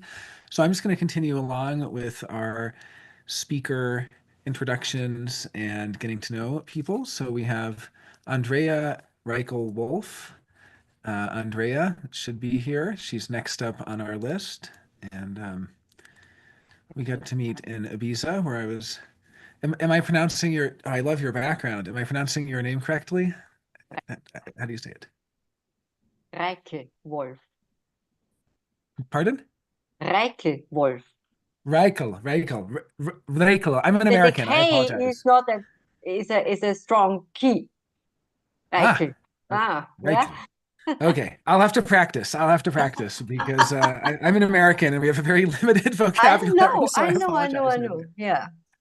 Well, it's a wonderful thing to have you here, and I really enjoyed your talk, which I actually rewatched from Ibiza. Very, very astute information, and I love your background as well. Such a cool background, having the rave mandala with the branches. So thank you so much for joining us today. Maybe you could share a little bit how and when you bumped into human design and what your experience was. It's really 28 years, 1997. I just came back from a journey to Africa. As a scientist, I was doing my PhD in genetics. As a scientist, I only believed in those things that you can measure, you can prove. And in Africa, I met voodoo, which was very spooky. Very spooky. I rarely talk about this, but I came back, and then we had a African percussion group, and a girl named Ilse was there. Hi, Ilse. And she was talking about human design. And then I was really annoyed, because what she was offering me said, it's another form of astrology. I don't want to know anything about it. But we were having every week a dropping session. And then she said, give him a birth data. And then I said, okay, if she now keeps silent about this stuff, I give her my birth data. But that was just the start. From week to week to week, I got a reading over weeks. And then she was telling me things that even my mother couldn't know. Because her mother and my mother were working in the same bank. So I thought they were talking to each other. No, it was not. It was not possible, because there were so many things that my mom even could not know. And then she said, Ra is coming to town. And I said, who is Ra? And she said, it's the founder of the human design system. And I said, nice, but I don't want to go there. And then she said something, and that kicked me. especially my open ego. And she said, it had something to do with genetic. And I was laughing and I said, that's just bullshit. How can it be something to do with genetics? And then, my open ego said, I'm going to prove this is really bullshit. And well, it was July. It was on a Monday evening. And at that time, human design was not very familiar to people. Even people could not even pronounce it. So it was in Ilse's living room where Jürgen and Ra were giving this introductionary talk. And we were about 10 people. And that was the moment where I got really infected by the virus human design. And since then, yeah, you see where I am now. Wow. So that's, I mean, what a cool thing too, to be part of such a small group. I mean, it really is, we think that history happens because of the masses, but there are certain historic moments. I mean, you're talking about being 12 people in a room in 1997, and these little things that are sort of domino effects that then play out. It was free. Yeah. It was free at that time. Yeah. That's incredible. Yeah, that was amazing.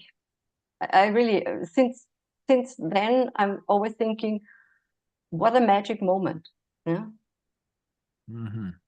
Absolutely. And when he was talking about the solar plexus center and about emotions, I had the feeling that he was talking directly to me. It was amazing. Yeah. Wonderful, wonderful. Well, I appreciate all of that. And if there's anything else you'd like to share now, otherwise, if you're available to stick around, we're going to have a little group discussion in a minute. We have about 4 more introductions to do. But if there's anything, maybe if you could just talk a little bit more about how I mean, that was then. How about now? I mean, how has it sort of taken you on a journey from then? Yeah, from them. There was the so-called human design analyst training, which was just a couple of days. And I was an analyst 99 and a teacher 2000. And since then, I was really doing all the courses of Ra. Yeah. I mean, I was flying everywhere. I was everywhere on the so-called IHDS, which was founded in 2005. And yeah, in 2002, I became a professional. And this is my life. I mean, there is no day in my life where I don't think about human design, talk about human design, teach human design, help people living their life. And this is the best job, and it's not a job. Yeah, it's really a call. That's wonderful. That's wonderful. And that's so, yeah, when something it just, yeah, really is so rich and vast and really pulls you in that way, and it becomes such a part of your life, you don't even see it as a job, even though you're doing such incredible work, but it was yeah, so natural, unfolding in a way that it was, you just can say magic. Yeah. That's wonderful. That's wonderful.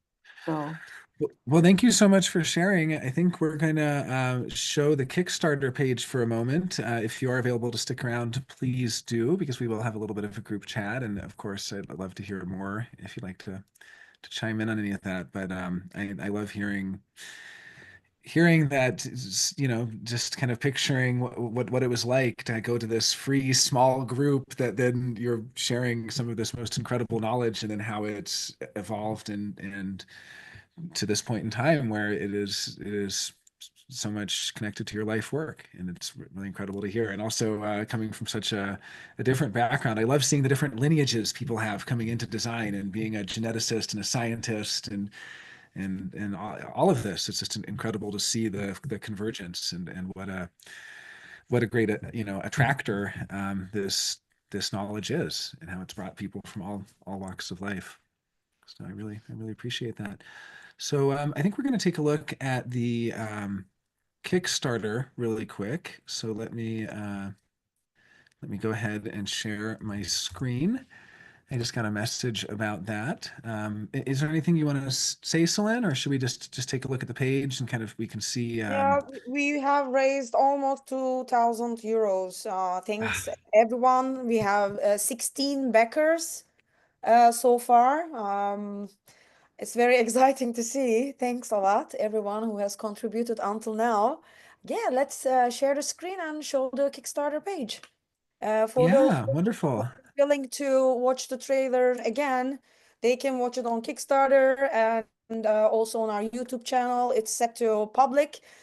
You can also start sharing it with your network, and soon on all of our social media accounts will be yeah, showing the trailer. So you can keep on watching and sharing if you feel like. Wonderful, wonderful. Yeah, I see we are at 1,944 US dollars. I guess this is showing in US dollars for me because I'm here in America. Yes. 16 backers.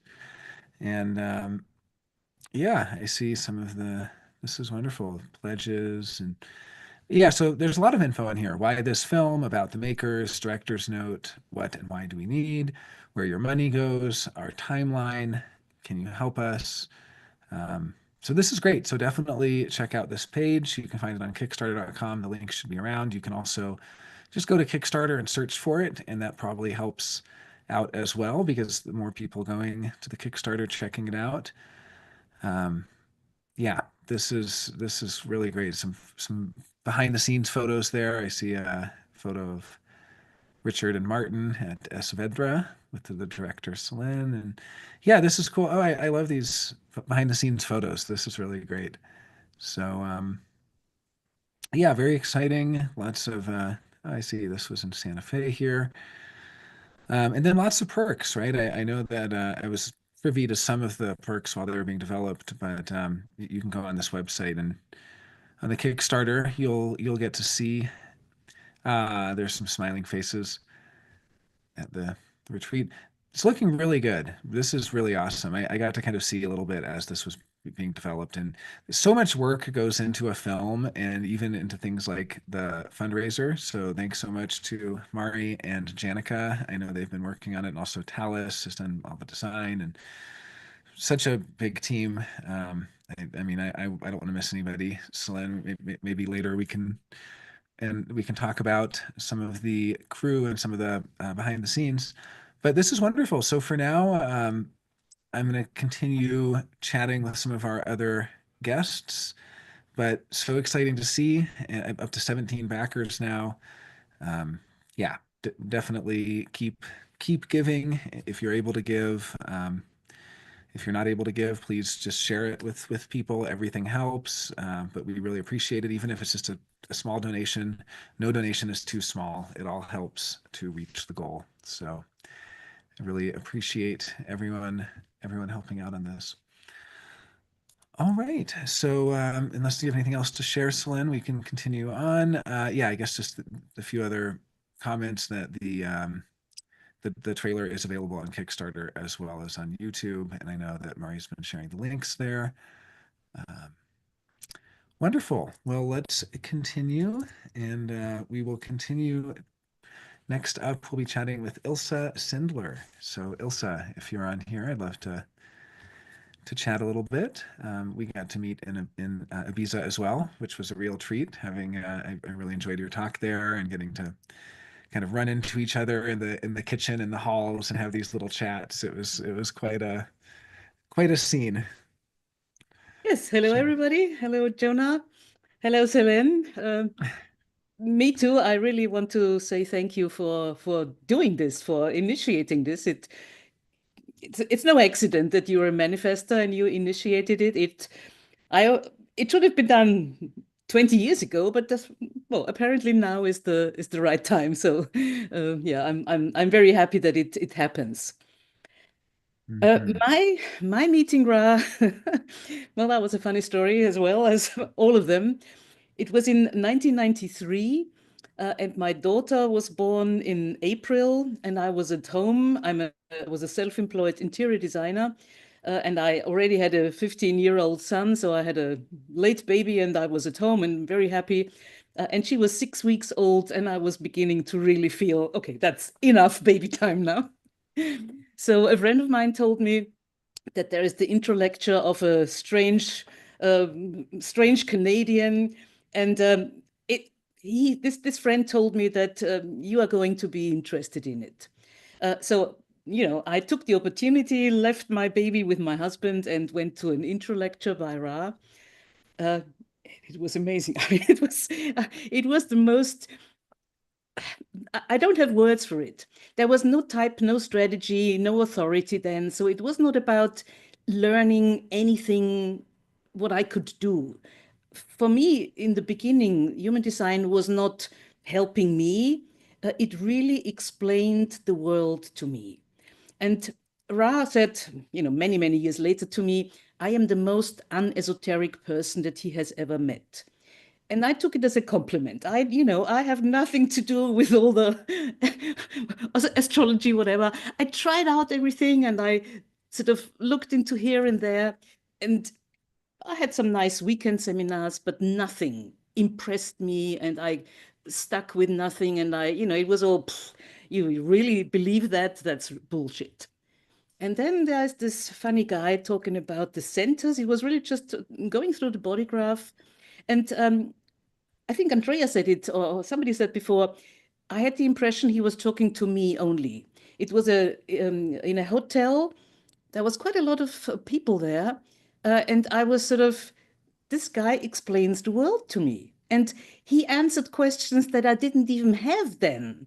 So it was, he was opening up something that I didn't even know existed. And that was on a Friday night, as I said, with my 6-week-old baby at home. And after when we left, I sort of, there was no way he could escape, so he had to watch us leave the room. Usually Ra got up after the lecture and left. And so I walked past him and we said goodbye. And we looked into each other's eye, and I knew I will have something to do with this guy. This is not the last time we meet each other. And he started the basic course on the next morning, Saturday morning. So I got home that evening, told my husband, you have to look after the baby for 2 more days because I'm starting the training the next day. Yeah, that was in spring '93. Yeah, and I had never stopped.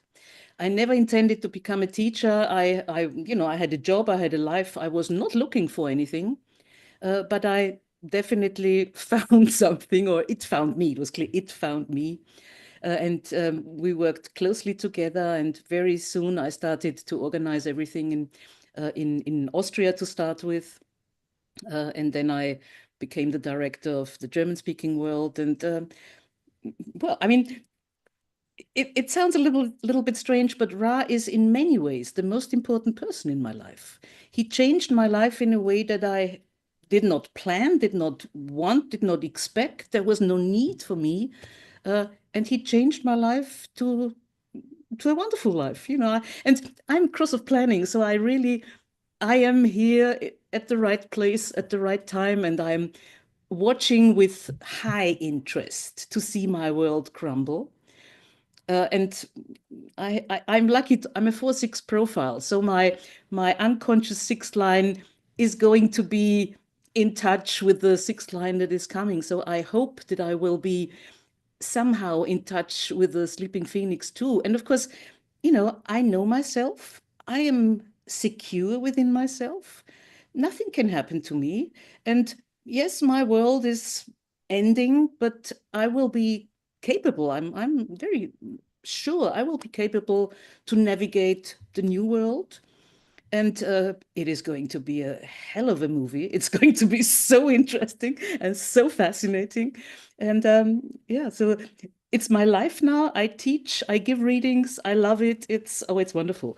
All my friends, everybody is retiring and, doing photo books and knitting socks for their grandchildren.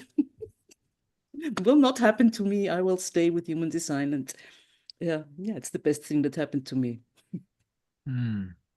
Oh, that's so beautiful, and I loved that you kind of bring in, that yes, the global cycles are changing, and for you, it's even more personal because your incarnation cross happens to have been, this current time. I mean, I have that as well. I have gate 9. I have 9 line 1 activated 3 times, and it's a big part of my. It's part of my life force energy. It's part of one of my only 2 channels, and one that connects to my incarnation cross, and yet there is this sense that. You just permeate satisfaction, and you permeate the feeling of vitality. And that's something else that I've noticed is having met people who've been doing human design for such a long time.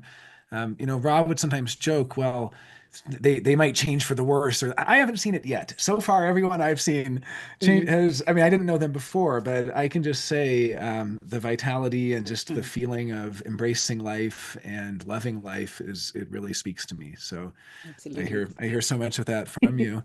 And that's just wonderful. And yeah, and I'm excited to open up a group chat. We just have a couple more introductions to do. I just got a message from Janica that our Kickstarter has surpassed 2,000 euros. So awesome. That's very exciting. Very exciting. Celebrations. Anything else you'd like to share really quick before I continue on with introductions? If you're free to stick around, we'll have a group discussion as well. But anything that you've noticed and Well, that's one thing I would like to share because it's been very interesting. I'm in Ra stayed in my place, so we had many private discussions, which was of course wonderful. And I asked him once, because both him and myself have a defined G center and a strongly defined ego, and I asked him once if he can differentiate between the G and the ego. If he can differentiate between self-love and ego. And he laughed and he said, yes, sometimes. And that was, this is something I keep remembering because, this whole business about self-love, yes, it's wonderful, but if you have a big ego, it's difficult to know which is which. I love that. And that's definitely a rich area of contemplation. Even just human design is so beautiful because even just something like the centers, even if we didn't have everything else, which is just so profound, and just any little slice of it is like such an incredible thing. My first year of human design, I only really noticed the centers. That was it. That was the entire thing for me. I didn't really know much about type or anything. I just the centers. And so, but that's such a special thing to have gotten to have those conversations. I would have loved to have been a fly on the wall for that. Well, thank you so much, Ilse. And My pleasure. yeah, really, really lovely to hear some of these reflections. We have 3 more speakers to chat with. And then for anyone who has energy and wants to stick around, we'll just field some questions and open discussion and things like that. So next up, we will be chatting with Hannelore Ehrlich.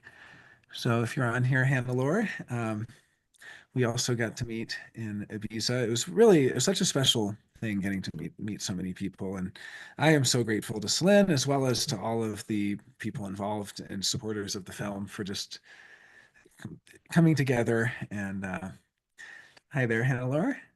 Hi, Jonah. Hi, Sylvain. It's really wonderful to be here and so exciting to see everybody, listen to everybody. And it's such an amazing project. And I'm very happy to be part of it and able to support it. And the way I met human design, I was introduced through a friend in 2002. She's also a human design analyst today, and she is an English citizen, and she was very much into the Kindred Spirit magazine. And she read an ad in Richard's magazine that it used to be, and she said to me, "You have to read this. You have to look at this. It's so amazing." And I wasn't really interested. I've been on a quest, for many years. I was already 51 by then. And we just parted from a teacher, and I was not really impressed with the idea of just meeting somebody new and study something new. And I kind of had the feeling I was done with teachers and nothing more. And but she was so insisting about this amazing thing about the 4 types, and all you need is your birth data, and you can do it yourself. You don't need to do anything else. And since I had the birth data of the last teacher that we worked with, that made me kind of curious to find out what it was, because I was convinced from what she shared with me that he was a manifestor and I was one of the other types, right? And of course, as it happened to be, he was a generator and I was the manifestor. So that really blew me away to realize how different we lived our lives, how conditioned we were to just live exactly the opposite. So, and then I read this little paragraph that was written under the manifestor. Manifestors are energy beings. They're here to initiate and not to be controlled by anything or anyone. And they're the beaten children, so to speak. And that really hit home. And I had a reading pretty much right after it by an Austrian analyst, and but I wasn't ready to meet Ra or anything. But in those days, he did the radio program, the neutrino weather every day. And just looking at the body graph, there was no way I was ever going to study or learn this. It was just, I had no understanding of how somebody could read something out of all these numbers and whatever. But I was very intrigued by this program, so I had my chart with me. And also, I don't have many first lines, I have 7 second lines. I'm not into studying, but I just, whatever inspires me, I take in.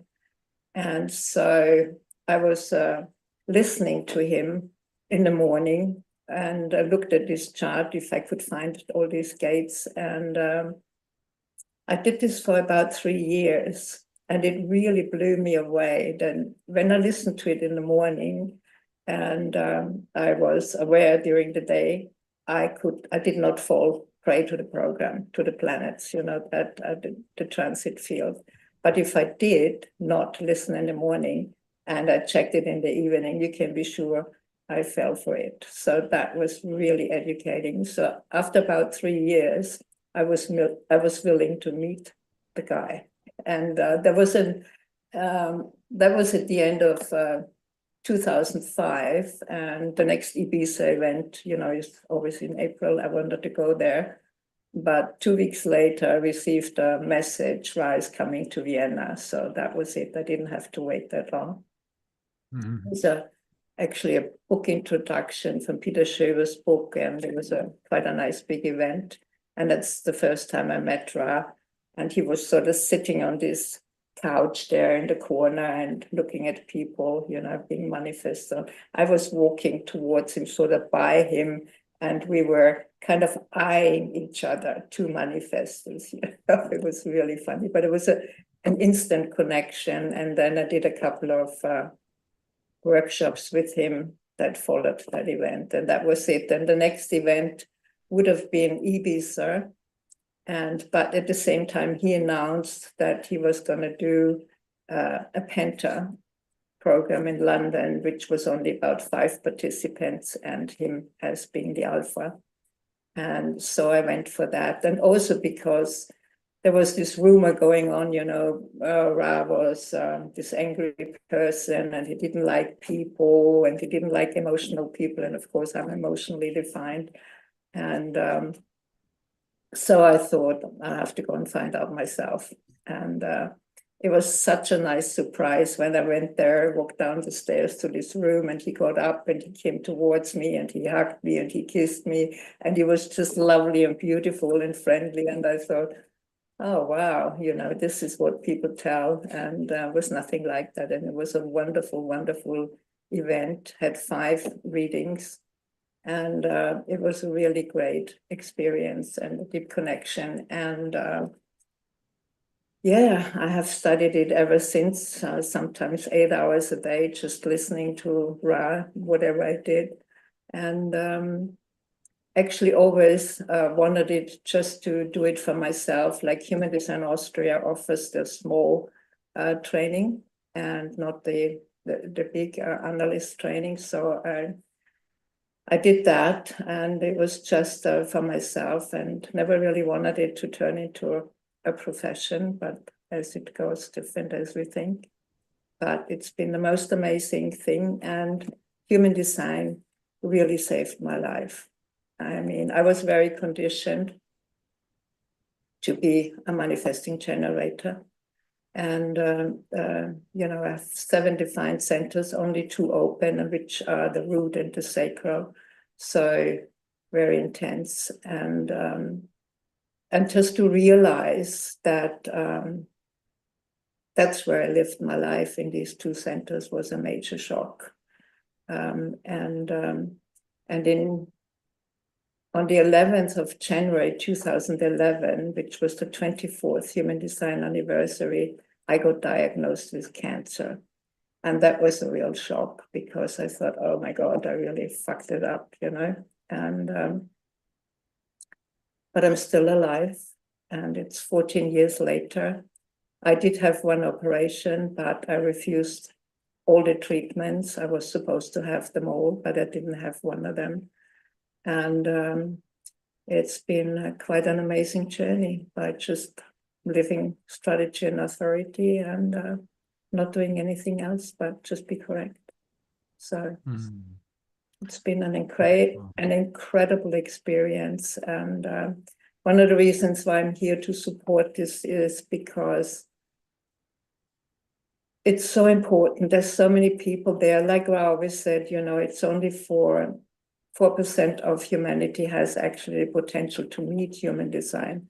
And out of the 4%, it's only 4% that have the potential to wake up, but it's not a given that they will. So, and now it's like since 2023, really, I have noticed that how human design is just popping up everywhere. And it's just so, yeah, it's like Chinese whispers or stille post, as we call it in Austria, you know. It's like you whisper it in the ear of 10 people, by the end, it's something very, very different and has nothing to do with human design anymore. And I think it's very important to let people know, because there's so many people like myself, like all of you, that have been looking for or are looking for the knowledge. And it's hard to differentiate if you're a beginner. And so I think it's very important to help people see that there is another way to go about it and to save them a lot of money, because some of these people charge outrageous amounts of money for no knowledge at all, basically. And so I think it's a very good thing to do, and, you know, grateful to Selene, to you. You're a major part of it, and it's just a wonderful thing. So thank you both and everybody involved with it. Oh, thank you so much for that, Hannelore. And yeah, I feel so lucky that Jovian Archive was established and is thriving, and now they've launched Raw TV, and that there still is. I just feel lucky that we still have the internet. Who knows how long it's going to last, but at least at this point in time, we can still get access to the original teachings of Ra, as well as his original students like yourself and the others involved in this project. So I feel really lucky to be alive at this time, because yeah, at some point in the future, it might not be accessible. But I think it's so important that people do have that access. And just got an update from Mari that we have 26 backers, $2,931 US, 2,687 euros. And then a reminder, and a reminder from Janica, a reminder to our wonderful participants: if we can raise 10,000 euros within 72 hours, our campaign is recognized as a success, hence highlighted by the Kickstarter platform. So this must be something internal to how Kickstarter works. If it reaches a certain threshold, then they actually advertise it a lot more. So we're only a couple hours in, I guess. We just launched it 2 hours ago. So we have 70 hours left to continue on. So we're currently at 2,687 euros. We need about 7,300 euros to go to get it into that level where the Kickstarter considers it, where that platform considers it a success, and then we'll help promote it more. So Janica writes, please share the Kickstarter page with your friends, students, and audiences. Yeah, great reminder there. And then, yeah, for all of our participants and anyone viewing at home, please share it far and wide, because that first 72 hours is really important. So, well, that was so wonderful, Hannelore, getting to hear some of your heartfelt reflections, and getting to hear some of those first meetings. And yeah, and what a great point you made as well, about how so many manifestors can be living as generators and vice versa, and what a surprise it can be when you actually learn your type. And I also just love that you'd heard that Ra was maybe a little bit. I just love that you had to see for yourself. I mean, that's something, as a 5/1 myself, I really appreciate when others hear something about me and then they see for themselves and then make their own judgments. And 5/1s can often have a larger than life set of stories about them. And I think I speak on behalf of all 5/1s when I say we really appreciate when people find out for themselves. So that warmed my heart as well. And then a comment from Ilse. Yeah, this is a great reminder. Thank you for sharing that, Ilse. It's important to let everyone know that your donation will only be used if the goal is reached. So you will see the goal is $38,179 US. You can see what that is in euros, but it is an all or nothing project. So the way it's working is, if we do not reach that goal, and that's the goal over, I believe, 1 month. So our 3-day goal is to get it to the level of success where the platform will really help support the project even more. We're about a little under a third of the way towards that goal. And then, the full goal of the project, the donation will only be used if the goal is reached. So that is important to point out. Thank you, Ilse, for that. So, okay, let's continue on with our chats. We just have two more speakers to chat with, and then we'll open it up. Next up, we have Viviana Lucarini. And, hello. Hi. Hello. Hi. Hi. And thank you so much for the sweet message on WhatsApp today. I really appreciated that, and really appreciated getting to meet you in Ibiza, and that day filming at the incredible restaurant Dos Lunas, and really special getting to meet your family and everyone. So welcome. It was really and a special occasion. It was really nice. It was a gathering was long needed, and I'm so happy also to be here tonight and to see so many friends and faces, familiar faces, and everyone just talked before me and Dirk after me. And since I live in Ibiza since '86, basically, to answer your question in a bit shorter, I met Ra few times, I actually met Ra on a goodbye party before he was leaving his house to go to the States.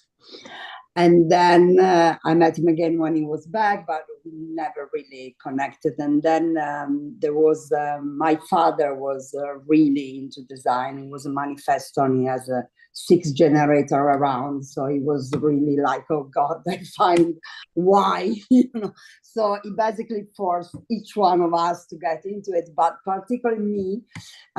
He initiated me going to a course with Ra in Madrid. Then was basically a very advanced course. It was called the Poetry of Geometry. I believe it was 2002 or 2003, but I think it was 2002.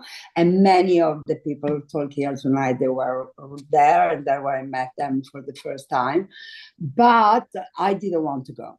I was really like, oh no, this is one of my father things. It's God, And also my father had a very, he was so into it that there was really off-putting for me. I'm a big 3-5. So I was like, no, he forced me to it. I was like, okay, I'm going. So I met with Ra at the airport. And, I was like, oh my God, this was an internal dialogue with myself. I was like, oh my God, now I have to go a week with this guy, with whatever my father is getting me into. And I was really like, we were like, both of us, we were close, like hello, because him and my father, they had a close relation, and he wanted to bring him back to Ibiza from the States. So there was a whole plan around this move, but obviously I had to do the work, because this is how it goes. So, so we got on the flight together, and it's kind of like, polite, and I was really skeptical. I mean, I was so skeptical. I really didn't want to be there. And then this course started, and there was a lot of people, then, as I said, they even talked before. So already the crowd was interesting, I have to say, and it was in a monastery and hub.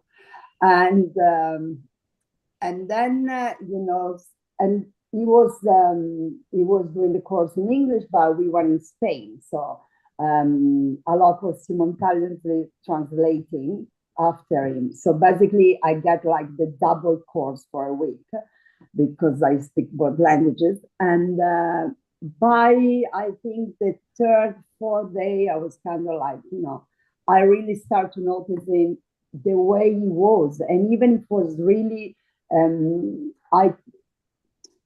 for me, at the end of the course, I was really like, I was in, because during all that week, I was waiting for him to, to take a misstep. I was really looking for, no, this is bullshit, he's not like what is, is a kind of play, and he's going to kind of say something wrong, but it was just incredible. And basically my conclusion at the end of the week was like, okay, I want to feel as comfortable in my skin as this guy does in his, because, it was just like, it was something really unseen. He never tried in all the week, I was expecting him to come and convince me of something, to try to get me into something. And the fact that he didn't do anything of that at all. I mean, he was nice and he talked with me, and, and then my father eventually arrived, obviously, at the last minute.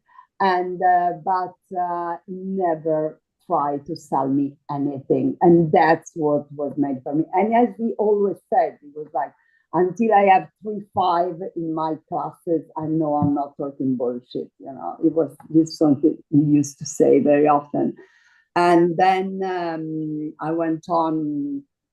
I've been a couple of organizations, and the work with him closely for a very long time, and I helped him organizing all the events in Ibiza, and and then there was the radio, and then there was the filming, and then there was so many things, and I ended up translating all the courses he ever did. So yeah, I was very lucky. I used to spend a lot of time with him, and I really miss him. He was an incredible guy. I love his sense of humor. I mean, honestly, yeah. And while everybody was telling the story, I just realized that, my real connection with him, because before I saw him, occasionally, but we never connected. But my real connection with him started in an airport, and we both ate, by the way, and the finishing in the airport, because we just had finished a tour in Spain when we come back to Ibiza together, and 2-3 days after he died.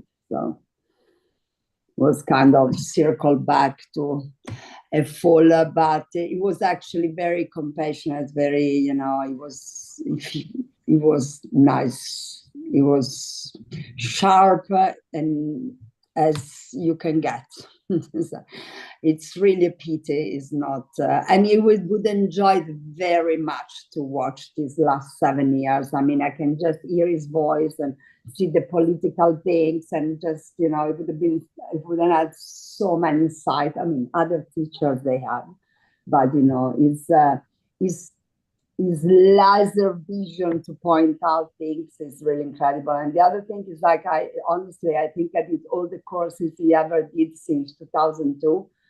And it was incredible. He never had a note, a piece of paper, nothing. It was just, he had all the knowledge was inside him, and it was just incredible to watch. He had great sense of humor, and miss him very much. But I'm really glad, that this is coming out, and there's this new gathering that was really, we really needed to reconnect. So thank you guys for that. And and also to keep it, close to the source, in the sense of its purest message, because in the end, it is important to do that. So, Absolutely. Well, it was so wonderful. For me, it was only my second time to Ibiza, but the first time I went, I didn't really know anyone, and I just kind of visited sacred sites, of which, Ibiza has quite a few. But this time, getting to meet you and your family and your father and your brother, who makes awesome electronic music, in the office that Ra used to rent, and all of these things, and just getting to kind of put it in context, it just made so much sense to me, because having never met Ra, I had some sense of what kind of person he was, but he was fairly private, and then getting to kind of meet people who knew him and go, okay, now I have a picture. And the picture is that it's just really an incredible group of lovely, mutative, incredible, smart, vital people. And it makes sense that he would be surrounded by such great people who were so supportive of his mission, and who helped him so much. And so it was really heartwarming for me too, to kind of see, like, oh, life does have a way of supporting. If you are really living your purpose the way that he did, then you attract the right forces into your life to help make that into reality. And getting to sort of meet you and your family and some of the other people that were supportive forces in his life, I felt very honored to get to meet all of you. So, well, that was absolutely wonderful. And please stick around if you have time. I see that Therese has to go. She wrote, "Thank you, Celine, and to everyone who's watching, donating, and sharing." Therese writes, "She feels so honored to be part of this amazing project and will keep supporting it." Thank you so much for that. I also see Iwan Nistor said, "Amazing job, Celine, and all the team." Janica replied to Therese, "Thank you, Therese, that your sharing is beautiful." All of these sharings have been so beautiful today, and I have such a hard time just to move on, because I want to just talk to each of the people that we have involved. But please stick around if you can, Viviana. And in just a moment, after we chat with our last guest, we'll open things up to conversation, and maybe just have a nice 20-minute or so discussion and/or questions and things of that nature. And I'd like to see if Celine has anything else she'd like to share as well. Janica says, "Woohoo, love all the support coming in." Yes, absolutely. So thank you so much, Viviana. Just hang out. And our final guest that we'll be chatting with today, before opening it up to questions, is Dirk Nellens. So if you're here, Dirk, please. Yeah. Excellent. Yeah, a comment from Kathy Bachanko. She's really loving hearing all these human design origin stories. Yeah, absolutely. This is really a treat and very, very heartwarming. So, hi there, Dirk. Hey, Jonah. Yeah, great. Okay, I see you. One moment. We just hit suddenly over 4,000 euros. Woohoo! All right, good to hear, Celine. Wonderful. Thank you, everyone donating. And if you haven't donated yet, please consider. It'll really help, especially in this first 72 hours when we really need to get over the hump. Sounds like we're almost halfway there. So really exciting to hear. And thank you, everyone who's been donating. So Dirk, yeah, great to see you. And it was really nice meeting you in Ibiza. Would you like to share a little bit of how you bumped into human design, how it entered your life? Anything you'd like to- Yeah. But before doing so, I would like to obviously congratulate Celine and also say, like, why donate, no? Why donate to this project? Because in some way or another, one of the things that my perspective is that human design allows us to actively partake in evolution. And there is nothing out there that actually offers that. So it's really, it's something really unique that she's putting out, and that she's putting out also in the context of global cycles and stuff like that, which really puts evolution in the spotlight, and our capacity to partake in it actively and awarely. Like, that's one of the big joys that I've that have been in my life since I've met human design, that I find absolutely astonishing. So I love that. It's like, how many chances do we actually get to participate in evolution at such a grand scale? But yeah, of course like, usually we're not engaged with it, no? And it's been one of the joys. I came into human design in 2002. I mean, the context that I came into human design was a bit different, because I came into human design. I wanted to do a PhD in social anthropology in Barcelona, and there were people around back then of the Spanish organization that were presenting human design. And so I got into human design, actually in the midst of a lot of Spanish mess going on in terms of the organization and stuff like that. And one of the first things that happened is that we introduced human design in the Universal Forum of Cultures in 2004. So as a means for conflict management. So I don't know, that was like how it got into my life, and it was only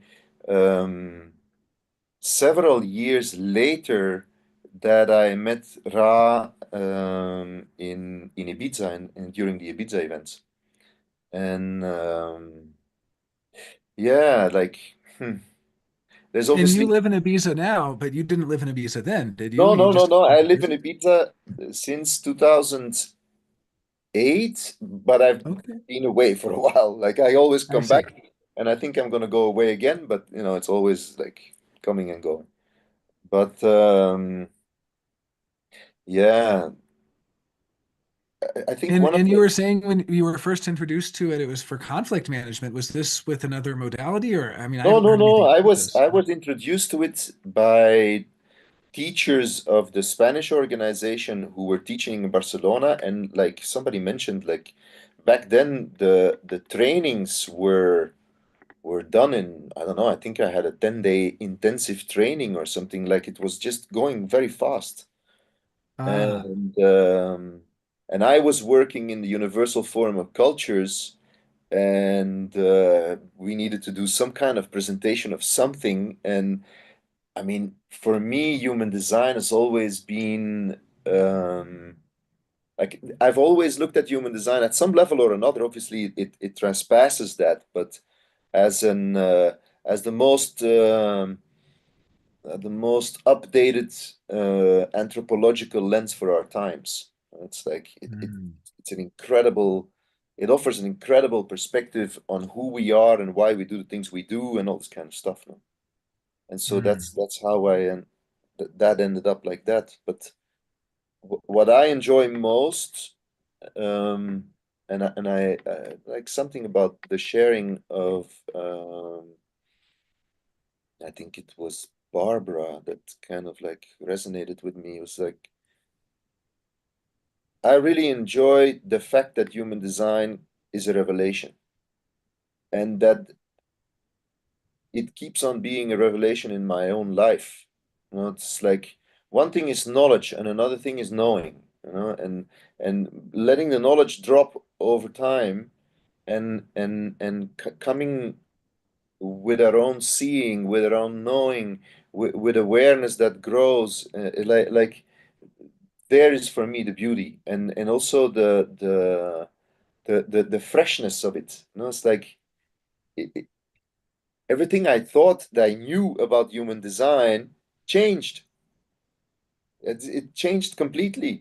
Like, get to see, get to find my own seeing, knowing, experience. It's like every day I'm discovering what it is to live this. And that's what I find very refreshing about it. And in that sense, like, also, it is what was so refreshing about the messenger. He was a very refreshing guy. It was it was just sitting in the classes for me was like the presence was total. You know, it was just like boom, 100% there. You know, and yeah, like that's not possible if we hold on to knowledge. So it's possible when knowledge drops.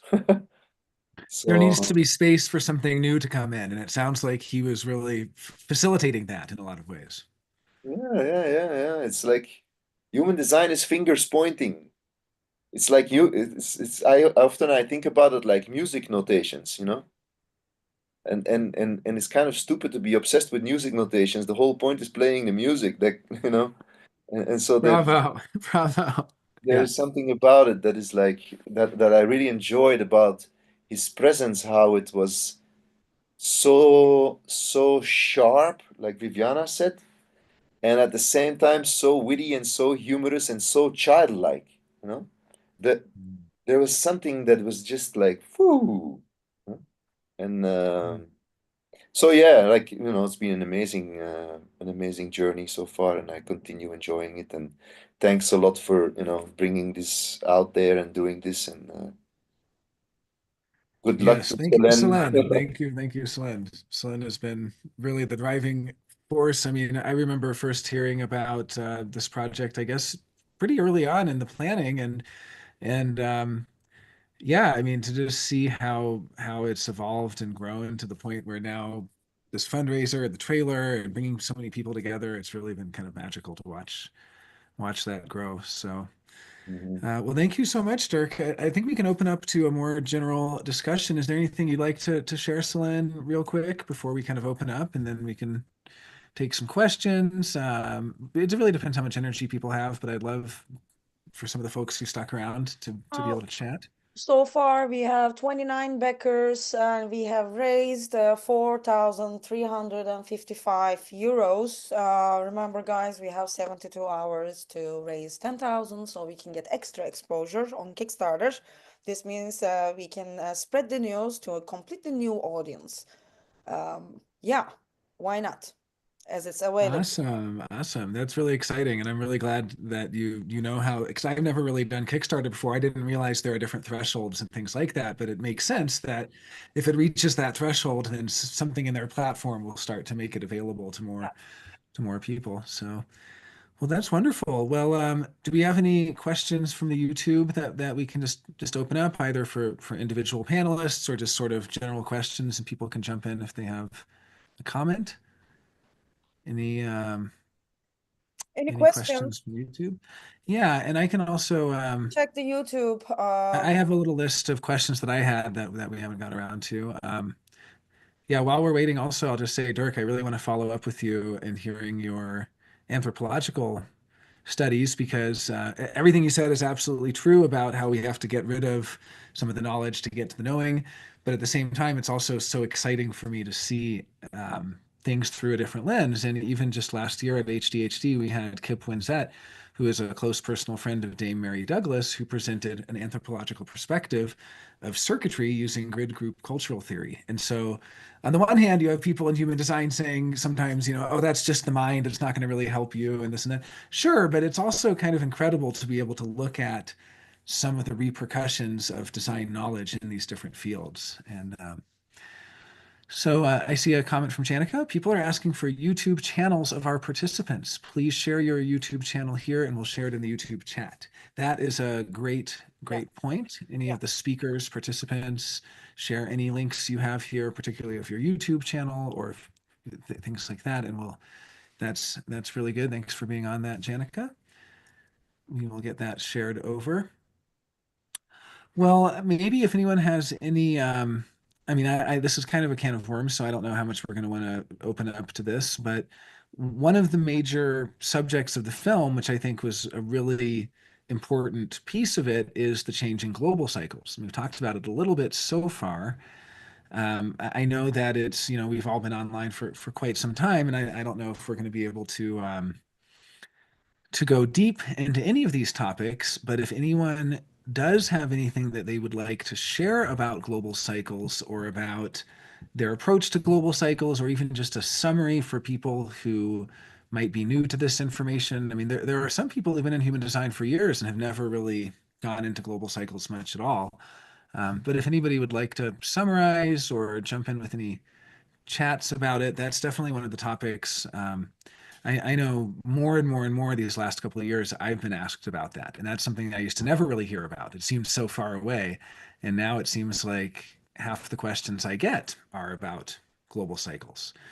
Ilse, you were smiling a little bit. Would you have anything that you, sorry, would you, if you have anything to comment or share, or anything that you could think, even just high level overview of what are global cycles for people who don't know? Well, yes, of course. I mean, the crosses have been my favorite subject for many years. And Ra said to me once, if I hadn't been such a nuisance, he would not have come up with the information. So I'm the cross lady. Well, thank you for being such a nuisance. I really appreciate it. Well, of course, it's not true. But well, for me, the global cycles are very interesting because we all have our individual design and our individual functioning. So that's, the whole differentiation business. But there is a common unifying force for everyone on the globe. So this is the global cycle, is the general global theme that affects anything, anybody, everything on Earth. And it takes about 400 and something years to change.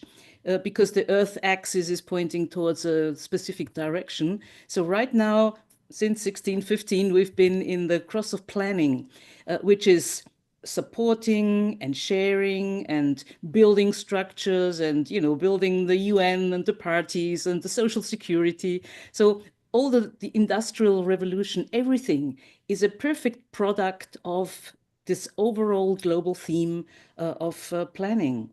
And it is over, it is over. This is incredible. So we are going to experience a different background frequency. Everyone, everything, the whole globe.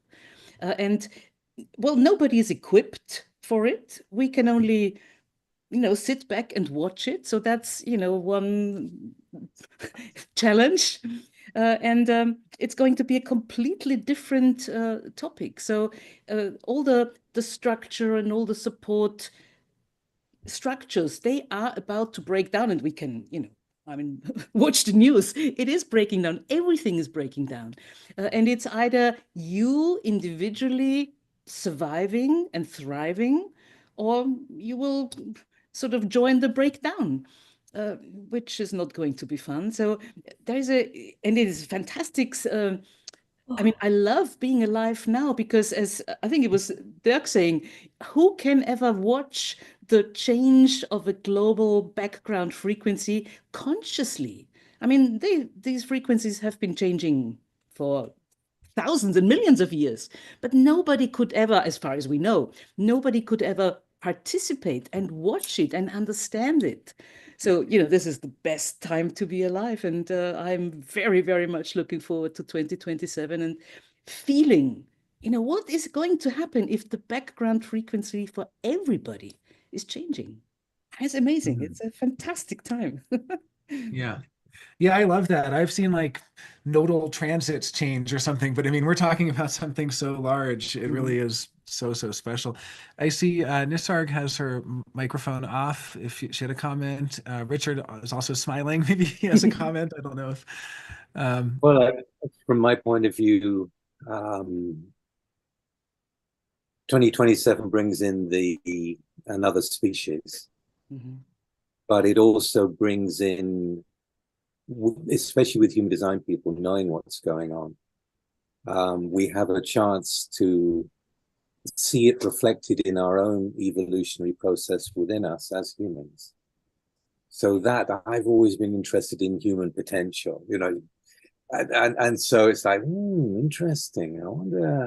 I wonder where this could go within me and within those that I know, bearing in mind there is this, after all, an inner shift.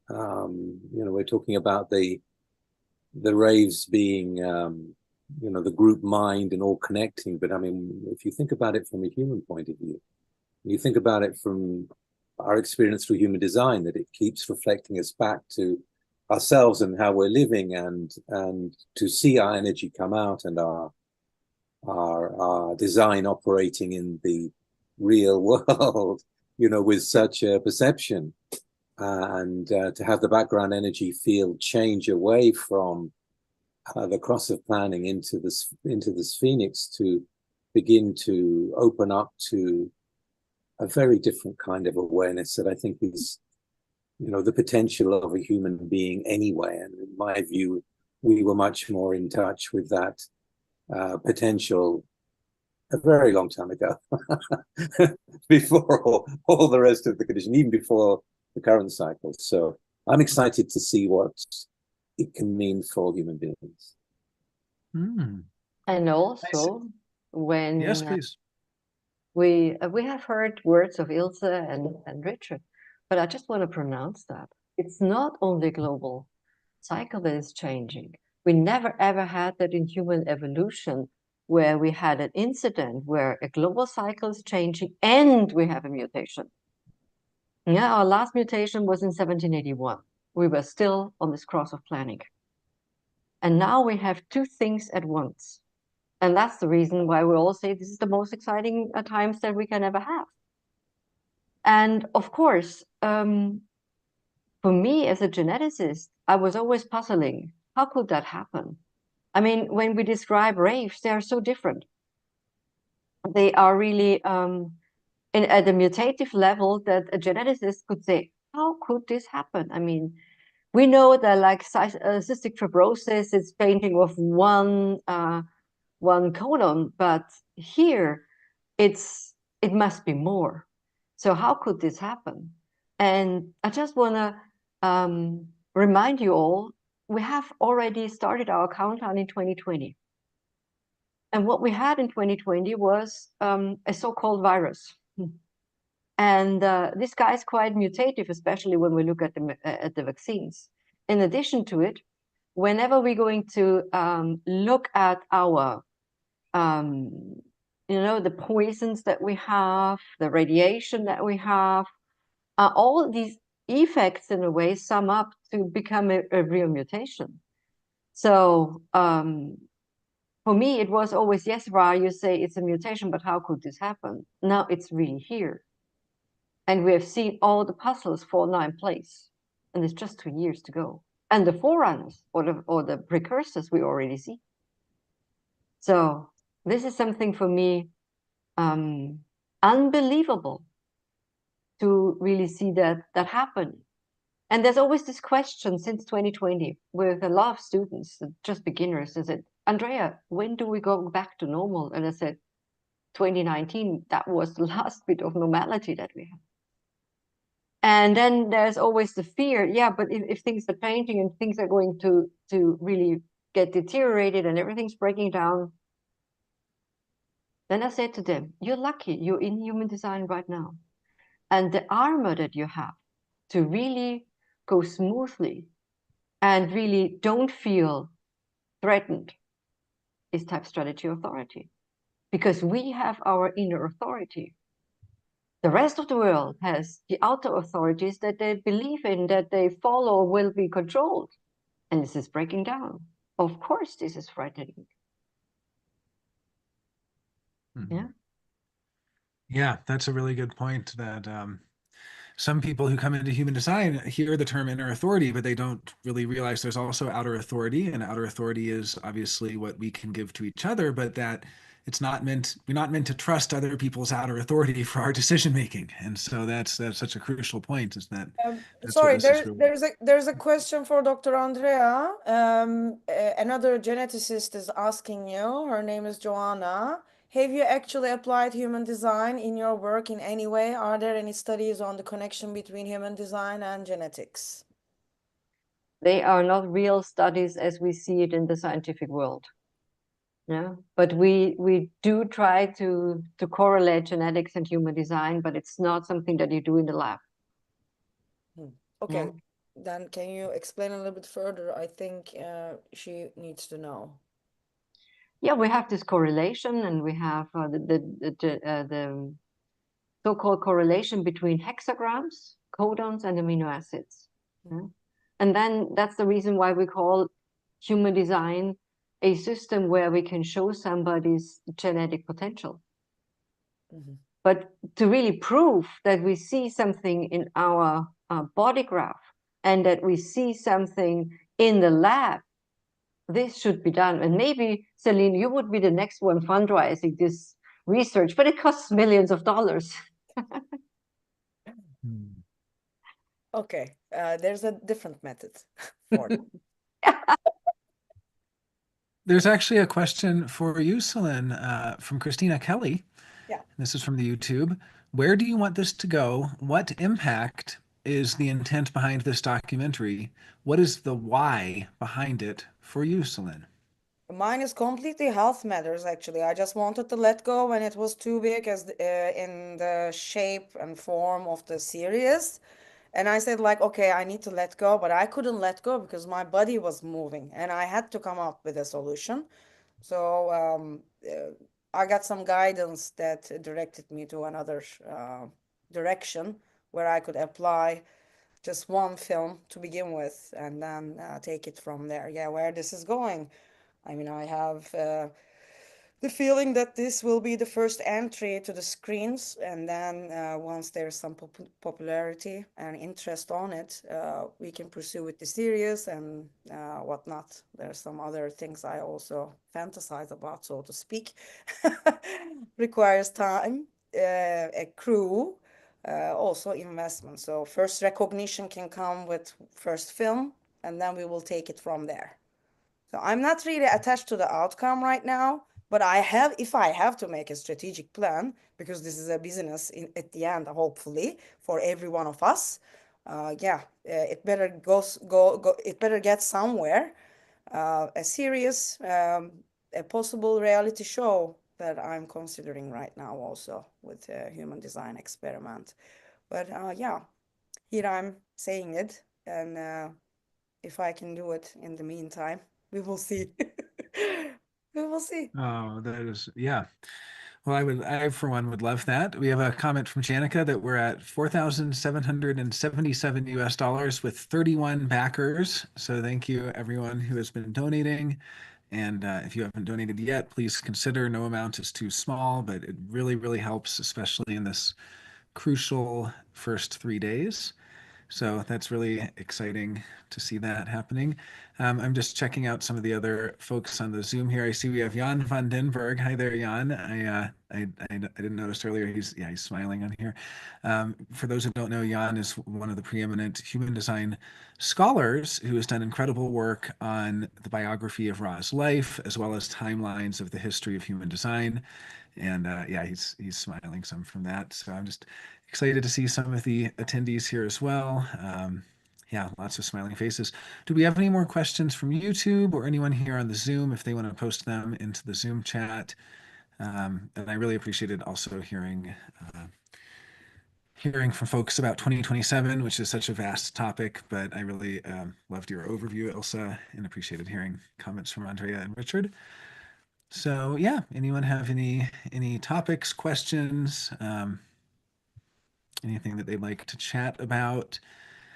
And otherwise, this has been so incredible. I as long as people have energy, I'll be here. That's kind of my thing. But I also don't want to place any great expectations. There is something. All of the people that were around Ra talked about how special it was. That there was a kind of vibe. And there was a kind of vibe. There was a vibe that you would recognize that you didn't recognize outside.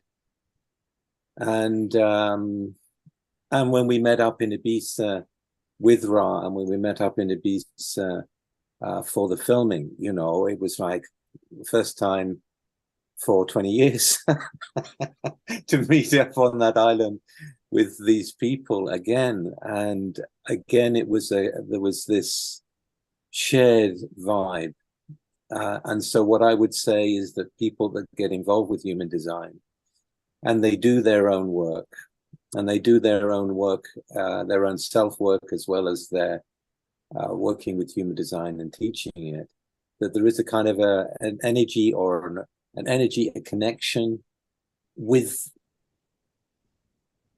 that can be translated with others as well. And so I would like, in my fantasy, as Celine says, it would be to, and then from some of the work that you're doing, Jonah, with the events that you're doing, is to actually bring that vibe back, that people can experience it themselves, not just the knowledge, but also the connection that can happen when people have been really dedicated to their experiment. So it's much more than, just what is said. It's what is experienced as a result of what is done. Yeah. Well, thank you. And if that goes out into the world, wow, that's going to make a big difference, because people will want more, just as we did. Okay.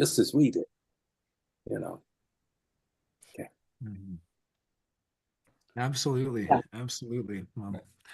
Well, what do you think, Celine? Should we wrap up? Are there any more questions or comments? That was a really... Yes. Do you have something, Viviana? I want to follow up a minute on Richard and everyone.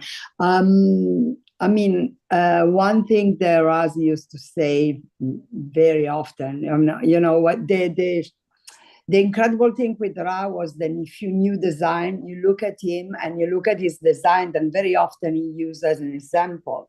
And you could see that design, talk, breathing. It was one. It was exactly what it was to live your own design. His design was talking. And he always said for people that, it is an experiment and it's a personal empiric experiment. And he always pointed out that, you can only see the world through being a 5-1, cross of clarion, manifestor, and each one of us would have to tell him what it will mean. In my case, being an emotional generator, a 59-6. So everyone, and this goes back also to what Dirk said, there is a knowledge, but in the end is the living that make everything goes in places. And and he also used to say, generators, they could wake up in a second if they really could click in that second, because the knowledge is incredible and is almost infinite, but in the end the difference is in how you live it, and that is the only difference. So it's for each one to live his own design and take it out in the world through his own differentiation. This is the point. So it starts with him, but it's extended to everyone to which he gave the present of this knowledge. There is a question to Richard Beaumont. Richard says, evolve to the maximum before it all changes. I'm new to human design. As a projector, what hope do I have to fulfill my purpose as a guide? Purpose, guide. Okay. Like anything, it's really a matter of recognition. So first self-recognition of yourself as a projector, to see how you have tried to guide and no one listens to you, to see that you're not being recognized, to get to the place where there is a real invitation and you are recognized, and to take it from there. But in terms of the potential, wow, I don't even know where to begin right now. Anyways, at the end of this, except to say,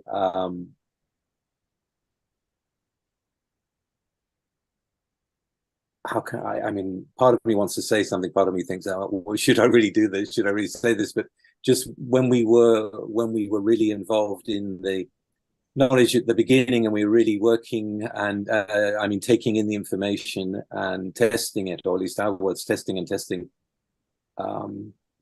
it's amplified around others. It's amplified if you've done your own work. So I think things will be as we move into the new cycle and people really begin to get it, I think there's going to be an acceleration within each one of those people.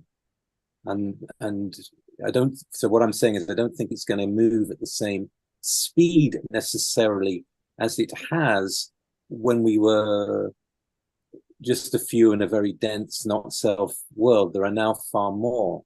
So as to see yourself as a projector, as Therese was saying, to be recognized as a projector was so important to her. So in your own process, rather than think about where it's going to go, just get into it and find out is what I would say, and spend time around your own type and see how that feels, how relaxing that is, that you're not always being amped up to do something, that you can just connect with your own type, to recognize, as a projector does, to recognize the other projectors, to be seen by another projector, and then to see what it's like when you're around generators, some who will see you if they know the knowledge and some who won't, and to see that and to realize there's a chance of elevation through being around the right people who do see you, and that itself will have its own momentum. That was a beautiful, beautiful answer, Richard. I really appreciate that. And everyone on here, comment from Katie Swim, amazing, amazing job, Celine. Absolutely incredible to see your vision coming to life. Thank you to all the speakers and team behind the scenes for your gifts and wisdom. Very grateful to have been present with you all. And a comment from Nisarg, wonderful event. Thank you, Celine and Jonah, and all the team for the love you put into making this happen. Is this recording available to be shared? She would love to share it in her network to boost the Kickstarter. Celine? Yes, we will make it available, but a limited time. Okay. Yeah, that's Great. the plan Yeah, for and so I'm now. sure there'll be follow-up. Yeah, there'll be some follow-up on that. Dirk writes, okie dokie. Thanks a lot, guys. Very nice meeting you again. Hugs. Yeah, this is wonderful. I think this is a great place to wrap up. Beatrice said, awesomeness, EXO. So lots of love and support. Oh, thank you, Mari. She said, fabulous job hosting. Love the energy, so pure. Thank you. And yes, she also writes, wonderful to learn from all the teachers. I could spend days with each one of our guests, and only having a few minutes with each one was probably the biggest challenge of all. But it was so wonderful to see the flow and see it all come together. Richard writes, wonderful event. Thank you. Elsa says, thank you, Celine, and all of you. Darshana said, beautiful flowing with all of you. And Celine, so many thanks. So again, guys, the next phase, the plan is to film vehicle passenger and the driver with Dave Myers. Hopefully, this is why we're raising funds. We still have to pay out previous crew costs with this fundraiser as well on Kickstarter. So far, 31 people backed up, and thank you very much, early backers. You're so special because you took action right away to support the film. We have raised so far 4,380 euros. If we can hit 10,000 in the first 72 hours, then we will get extra exposure on Kickstarter, and this is what we're aiming for. We would like to mingle with the network of Kickstarters. But first, we need to be successful within our community and backers. So thank you very much, everyone, for showing up and trying to support. Let's finish this movie. That's all I want. Woo! All right. Thanks, Celine. Okay. Thank you. Take care, everyone. Till next time. Yes, we will have updates sent soon. So yeah, stay tuned.